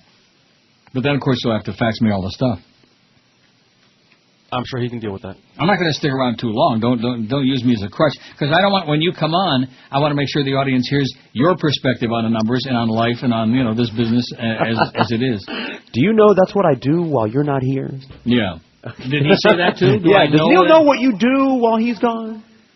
I could, something, if you went like that, because for all these years the numbers are great in the summertime. You've been doing a fine job of keeping the numbers up there. And even if you're going like that, like I said, what do I care? Some days I do. It's just like today my close personal friend said, well, did you hear George? Who was that chick that was out with George? Like I was listening, Right. It was a moment of weakness. He'll be all right. It's somebody they want to hear more than me, trust me. He'll be okay. Once you get him those Dolphin tickets, he'll be fine. 972 votes on the poll. This is amazing how easy this is going to be. I think we almost took the fun out of it now, Chris. Hey, we don't have it yet, for one of those real nail biters down to the wire. You told me we don't have the 1,000 yet, so don't count it yet. 973, you're right, they're coming in the ones now, but what's the percentage? We need 7/10 of a vote in the next 39 minutes to get to 1,000, 7/10. So a lot of you folks who are like 7/10 of a person, hop on it right now. Hop online. Hop aboard. Like Chris Moore would say, hop aboard. Hot dog, hop aboard. Well, he was a J-hole. That means jackass, okay? You can't say a-hole, but you can say jackass, so I guess better than J-hole. You think J-Lo's got a J-hole? Oh, man, at least one.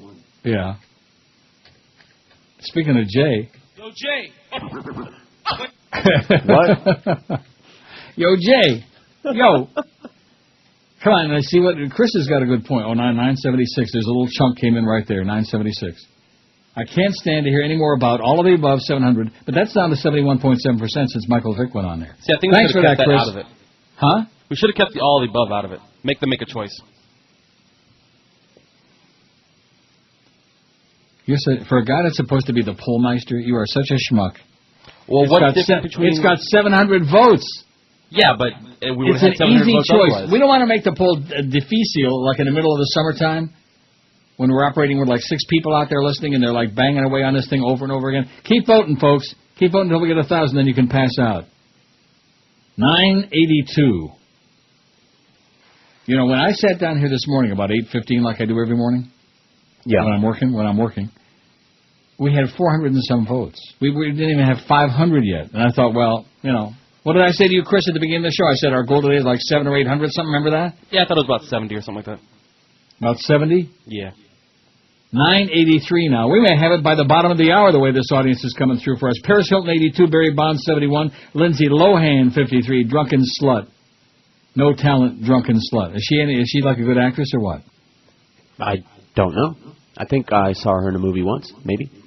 Maybe. She didn't set off any alarms or anything, so no. She's adequate. Anna Nicole, 26. Britney Spears, 26. They're neck and neck, nose to nose. Michael Vick and Angelina Jolie tied 11 apiece. At least she ain't hurting no dogs that I know of. In fact, she's going around the world trying to do good. She's a do-gooder, Angelina Jolie. Brad Pitt says she does him good. 989. So we're in. There's an article here that's going to get some people alarmed. I better not read it. Will Bush cancel the 2008 election? ? This is written by Harvey Wasserman and Bob Fitrakis. Remember they wrote all the articles about the fixed election of 2000 and especially 2004 in Ohio? I'm not going to read the whole thing because it's 5 pages long. That would be really bad. It's time to think about the unthinkable, they say. The Bush administration has both the inclination and the power to cancel the 2008 election. Oh, my God. The GOP strategy for another electoral theft in 2008 is taking clear shape, though we must assume that there's much more we don't know. But we must also assume that it appears Team Bush-Cheney rove that the GOP will lose the 2008 election anyway, as it lost Ohio 2006. We can't ignore the possibility they would simply cancel the election. Those who think this crew will walk quietly away from power are simply not paying attention. The real question is not how or when they might do it. It is, realistically, can we stop them? In Florida 2000, Team Bush had a game plan involving a handful of tactics. With fat-ass Jeb Bush in the governor's mansion, the GOP used a combination of disenfranchisement, intimidation, faulty ballots, electronic voting fraud, a rigged vote count, and an aborted recount, courtesy of the U.S. Supreme Court. A compliant Al Gore allowed the coup to be completed. In Ohio 2004, the arsenal of dirty tricks exploded. Based in Columbus, we've documented more than 100 different tactics used to steal the 20 electoral votes that gave Bush a second term. More are still surfacing. As a result of the King-Lincoln-Bronzeville federal lawsuit in which we are plaintiff and attorney, we've now been informed that 56 of 88 counties in Ohio violated federal law by destroying election records, thus preventing a definitive historical recount. As in 2000, a compliant Democrat, this time John Kerry, allowed the coup to proceed. For 2008, we expect the list of vote theft maneuvers to escalate yet again. We're already witnessing a coordinated nationwide drive to destroy voter restoration organizations and to disenfranchise millions of minority, poor, and young voters. This carefully choreographed campaign is complemented by the widespread use of electronic voting machines, as reported by the GAO, Princeton University, the Brennan Center, the Carter Baker Commission, U.S. Representative John Conyers, and others. These machines can easily be used to flip an election. When in doubt, flip it out. They were integral to stealing both 2000 and 2004 elections. Efforts to make their source codes transparent or to require a usable paper trail on a federal level have thus far failed. A discriminatory voter ID requirement may also serve as the gateway to a national ID card. Overall, the GOP will have at its command even more weapons of election theft in 2008 than it did in Ohio in 2004, which jumped exponentially from Florida 2000. The Rovian GOP is nothing if not tightly organized to do this with ruthless efficiency. Expect everything that was used in these past two presidential elections to surface again in 2008 in far more states with far more efficiency and many new tricks to be added in. How you like that? That goes on it'll be on our website tomorrow. Will Bush cancel the 2008 election? And of course, they're the complacent jackasses out there, the J-holes. Oh, that's not going to happen, Neil. You're such a cynic. You're such a left-wing communista, baby. Hey, Neil. Yes. All right. 1,005 votes. Chris is right. Nice going, Chris. Oh, God. Hello, Harry. Usual table? Yes, please. A jukebox. Ooh, haven't heard this one in a while. Hello, Harry. Good evening, Ron. Wherever is Hermione? Oh, she's out front trying to parallel park her broom. Was that Lord Voldemort? What? In the members-only jacket? It's just some muggle visiting the loo. I suppose you're right. You ordered onion rings. Oh, look. Here comes Hermione now. You know, I do like onion rings a lot. The only problem is they're breaded, and as a result, they're loaded with carbs, and they're really bad for you, and they're greasy, and they're deep-fried. But I sure like them a lot. I might have some for lunch today. What do you say? Like a big stack, you know? The ones that are like deep-fried in beer. You ever have those? Oh, yeah. Sounds great. 10:14, Old Bean. That's what we got on the poll. Thank you very much for helping to make this a very successful day. I think that means we're going to get like a 10 share in the book tomorrow. Easy. You know what bit I love, and I played it a little while ago, but I have to play it. It's short. I love it. Not read a book. First in the news this hour, you may have heard Paris Hilton out of jail. Paris Hilton is out of jail.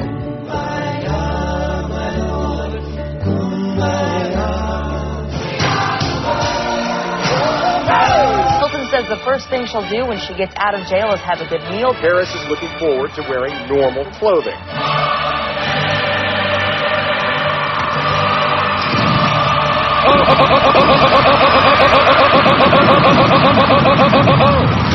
Amen. One more time, Henry. Oh! Attaboy.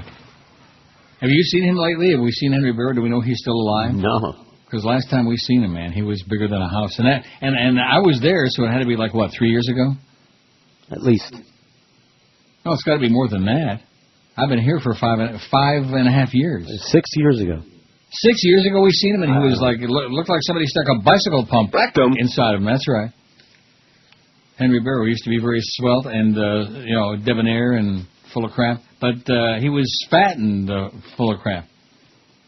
Good Morning America is Robin Roberts. Now, the only Robin Roberts I know, because I don't watch those morning shows, they all suck, was the great pitcher for the Philadelphia Phillies, which I'm sure he must be in the Hall of Fame. Isn't Robin Roberts in the Hall of Fame, Chris? Who?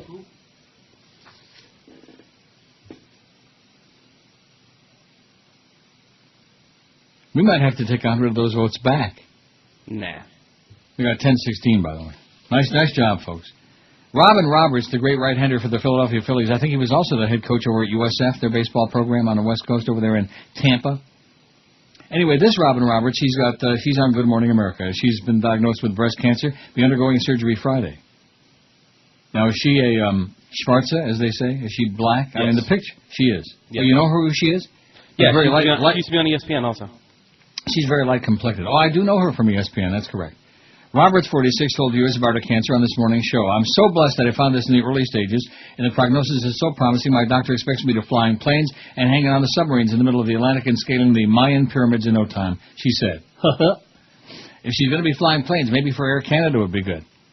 Roberts, who's co-anchor of Good Morning America with Diane Soya, said she examined herself and found a lump on her breast the same day she'd done a report on former GMA movie critic Joel Siegel, who died of colon cancer last month. The network wouldn't say which breast was affected. Now, this is on the CNN website, okay? Mm-hmm. Wouldn't say which breast was affected. Does it make a difference whether it was the right breast, the left breast, the middle breast, inquiring minds want to know. Oh, do they? Roberts, who is single, says there's no history in her family of breast cancer. She's 46 and she's single? What does that mean? You fairy. She's been a contributor to ABC's morning program since '95, was the newsreader before being named in May 2005, is one of the show's anchors. Former ABC News anchor Peter Jennings announced on World News Tonight in 2005, April, that he had lung cancer, never appeared on the air again, and died 4 months later. Well, he went fast, Peter Jennings.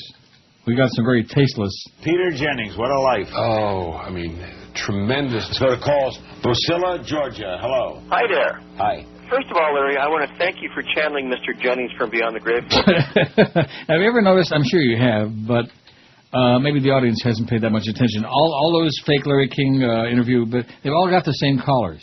Kind of like us. Right. Yeah, so even on the fake bits where they're not like a real show or real callers, they still have the same chronic callers.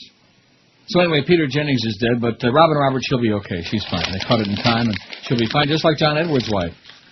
I mean, that's really something, a feather in his cap, the fact that his big 2 campaign points is, A, he's got a nice haircut, expensive one, and B, his wife has got breast cancer. And C, whatever else. See this? That? Yeah, this. And that.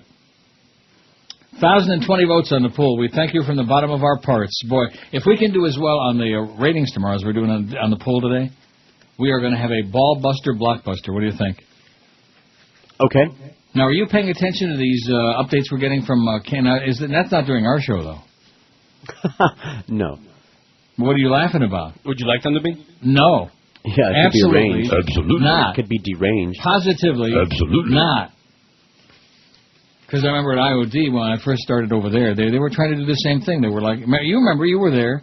They had Joe Zagacki doing these dolphin reports like at the top of the hour. Of course. I think it was, huh? I remember. And even during my show, which was, of course, and that wasn't a sports station. That was just, every time a station in this market gets to Dolphin games, it's not just a broadcast, it's an obsession. It's like a sickness. It's like a religion, a sickness, like an all-encompassing and all whatever. Maybe this time they'll turn a profit. Now, you starting to pick on those Dolphin broadcasts? You better understand, we don't do that no more. What, make a profit? We are sworn, well, they never did. Oh. That's what's his name? That's what Bruce Beasley told me right to my face. Ever since we had this station and doing the sports format, we've lost money every year. And I sat there thinking to myself, you never lost it because of me. You never lost it because of me. You lost it, and they admitted, him and jolly fat-ass Raleigh Joe, that it's because of the ridiculous fees they paid for the broadcast rights to all these sports, like the Marlins. They've lost their ass on the Marlins. Year after year after, they lost their ass. The amount of money they lost on those broadcasts, most of you people would kill for. Let me tell you right now. They could have paid me. They could have paid poor little Chris over there, poor fat little Chris. They could have given him a couple of $1 an hour raise. And George. George they don't like, so they're not giving him a squat. Everywhere George goes, for whatever reason, they don't like him. Maybe because he's a bastard, I don't know. But, I mean, what kind of a reason is that? Because I'm associated with you. They don't like you they either. Like me. He's militant. No, they like the ratings. They don't like Yeah. you, so they're going No, to they beat up love on me. everyone You're around wrong. you. They love me. Uh-huh. Don't you see every year on my anniversary that all the party favors and the That's balloons right. and like on my birthday? I think my last birthday I didn't even get a card from those bastards. Nothing. And on the anniversary the same. The same. Not a card. Not a magazine. A book. A stripper? MF book? A mother scratching book. Oh, God. Well, I hope that young Julio was listening carefully today and noticed that the entire show today, I talked about life and the world and things from my perspective. Not from your perspective, not from Chris's perspective, not from Fat-Ass Jolly Joe's perspective. Maybe you or could from fax me a show in the morning, and then I'll That's a good I'll idea. channel you. I'll try to do your voice. Maybe when we meet at that Pompano bar for that personal appearance. That's right.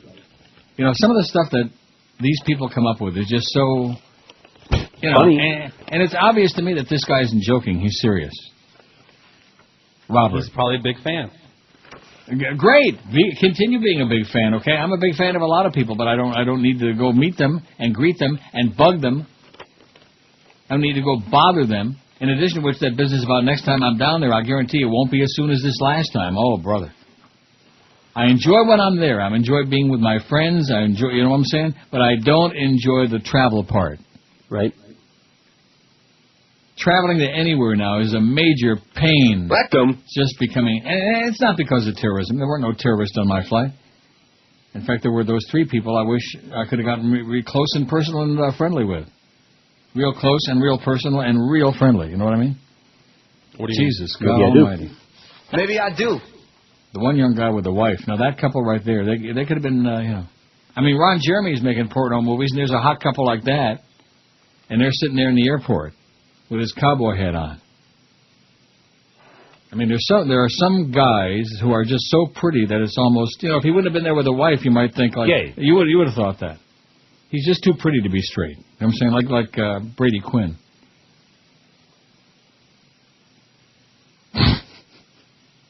Yeah. I was just thinking about Jim Noggle talking about how unhappy gay people, and he mentioned Norma Kent. You know, that was just... You're dealing with such a moron. Well, either one, you know. Why would you say that? I mean, Norma Kent is unhappy. Do you think Norma's unhappy? No, he's pretty chipper every time I've seen him. I think many things about him over the years, but unhappy was never one of them. Never. Oh, there's Robin Roberts, and you're right. She's very light-complected. There she is. Family here knows, my family at home knows, and very, very blessed and thankful that I found it early, and I detected it.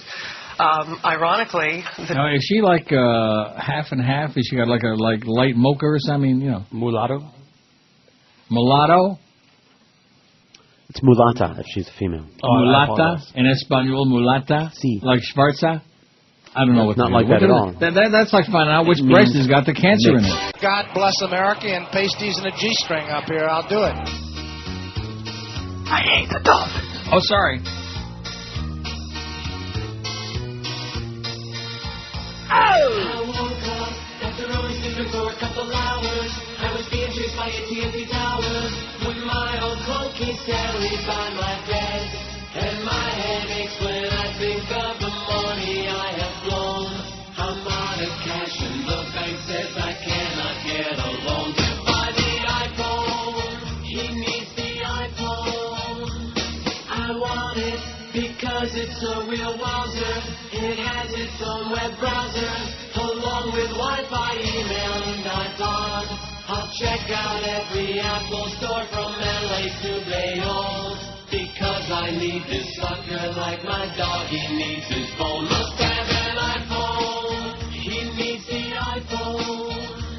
Hello, I'm here for the iPhone. Yeah, we're out. What? We're sold out? You can't be sold out. They just went on sale. No, you can have one in a few months. I can't wait a few months. I gotta have one now. No, not gonna happen, I baby. need to have the iPhone. No, you gotta wait. No, I can't wait. I'll put you on the list. It will be a living hell if I have to keep my stupid Excel. God, I love that color screen. Service light is always green. Coolest thing I've ever seen. Oh, I need the iPhone, or both my kids will disown. All they'll do is bitch and moan until they get the iPhone. All right, quit kidding around. I need the iPhone. Just get out of the store. What do you mean get out of the store? Get out. I don't want you. Okay, 147 at 560 WQM. Now, how many months do you think before the iPhone becomes obsolete and they got something even better, you know? 1 month. Okay, that's my guess. 1,032 votes on our award-winning poll today. I mean, yeah, so big deal, 700 and some odd. 721 said all of the above. What's wrong with that? They're just sick of those people. They don't want to hear about them no mo. Even Michael Vick's got 13 votes. Michael Vick makes them sick. I think what they ought to do with his ass is like throw him into a pit with angry pit bulls, you know. That haven't eaten a week? That haven't been fed in like about a month. And just tear his ass right there. And, of course, televise it on the NFL Network would be good. James Rothenberg on commondreams.org, he's got a political solution to the Iraq War. It's become cliché to say that this Iraq war cannot be won militarily. He says, equally comfortable with this admission are hawks who would turn on a dime if they thought the insurgency was capable of collapsing, and doves whose primary objection to the war is its mismanagement. Trouble is, it never really was a war because there was no opposing side. What was there was known to be easy picking, minimally armed, and quickly demoralized. Mischaracterizing it as a war appears to give credibility to certain concepts such as self-defense, none was needed, appears to justify curtailment of civil liberties, what are they worth if they can be taken away anyhow, and appears to give meaning to concepts such as winning and losing. You don't win something you couldn't lose. Extending the train of thought from the mentioned cliché that the war cannot be won militarily, the war is now said to require a political solution. Improperly framing the Iraq as a war benefits those responsible for it and obscures the clearest path to a saner future. If instead Iraq was framed as the armed assault that it was, billed as shock and awe, there is a logical, expedient political solution at our disposal: impeachment. A political solution will have to envelop a perspective greater than that bounded by the Atlantic and Pacific Oceans. Americans may not be fully convinced of the illegality and immorality of our invasion, but the rest of the world, especially the affected, is overwhelmingly convinced. It's unrealistic to think that the very government that displays such unbridled hostility to Iraq, Iran, and Syria can somehow be accepted as a legitimate interlocutor. In foreign eyes, we can't be trusted to come up with any solution that will ameliorate the deep-seated animosity toward us that was generated by our use of force and our continuing menace of more force. A just solution won't come up without a cleansing, and we're fortunate to have one handy. Impeachment will tell a story about how and why we started an aggression. It'll contain subplots about indefinite detention and torture and the means of repression here at home, including the suppression of dissent. This story will make us better off for the telling. It's the surest way to win the hearts and minds of those our present government treats as if they had no hearts and minds at all. If we're willing to impeach our president and vice president, we're willing to admit that our country has done wrong. Admit this and forget the rest, says James Rothenberg. Absolutely. Admit it. Absolutely. And forget the rest. Forget about it. 1,040 votes, boy, I guarantee it. Oh, and by the way, they agreed to let the Dow Jones be bought by Rupert Murdoch and all those right-wing Nazis. Great. The only good thing about that is the Wall Street Journal, they can't make it much more right-wing than it already is. So even though Rupert Murdoch is buying up the whole world to spread propaganda and crap, I mean, if the Wall Street Journal got any more right-wing, there would be like a swastika on the front page every day.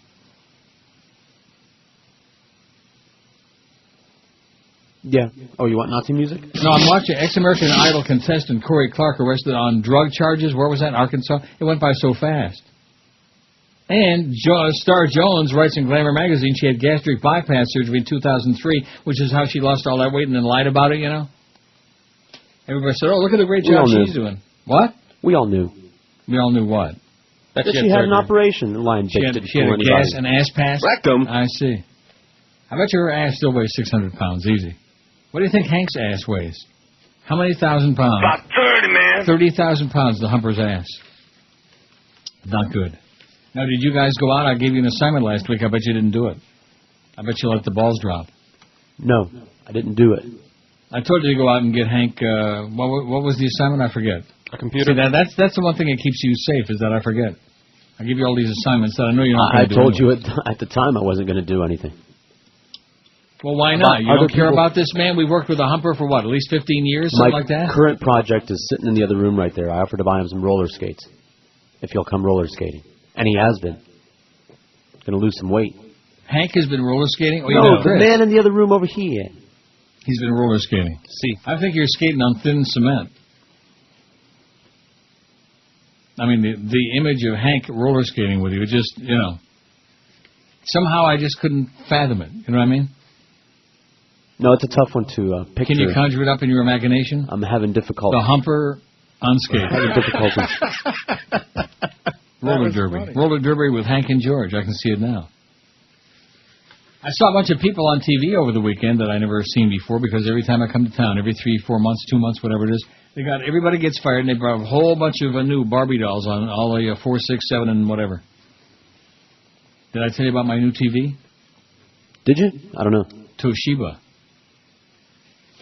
Not so good. Oh, I'm sorry, but I didn't pay for it. I got it with my Amex points, you know. A zillion points. Got a big 57-inch high-definition Toshiba. Not so good. Not like my Samsung, and certainly not as good as some of the others. I just thought I'd mention that is, because they're not a sponsor. I mean, Toshiba's not going to be... Not so good. Okay. Got it. So when you buy Josh his big screen TV is HD, don't buy him a Toshiba. Got it. Probably you can buy him a little part of it with that nice check I sent you over the weekend. Yeah, the knob. Like maybe the knobs or the electric cord. The plastic wrapper that they put around. That's idea. And maybe the carton that came in. It's Dave. You care in Miami town. Absolutely. At 560 WQAM.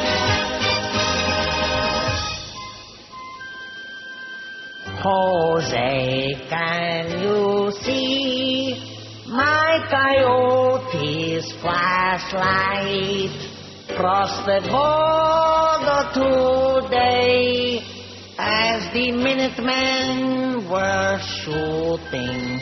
Drove 10 guys in one car through the desert all night. To the protest we marched, but they just thought we were looting. And the farms were all bare, the fruit waiting for us there. Give us amnesty rights, and we'll pay our fair share. Jose does not understand the English you say. Give a break to him and me, or we send another way. I'm tired of it. Gracias. Bye.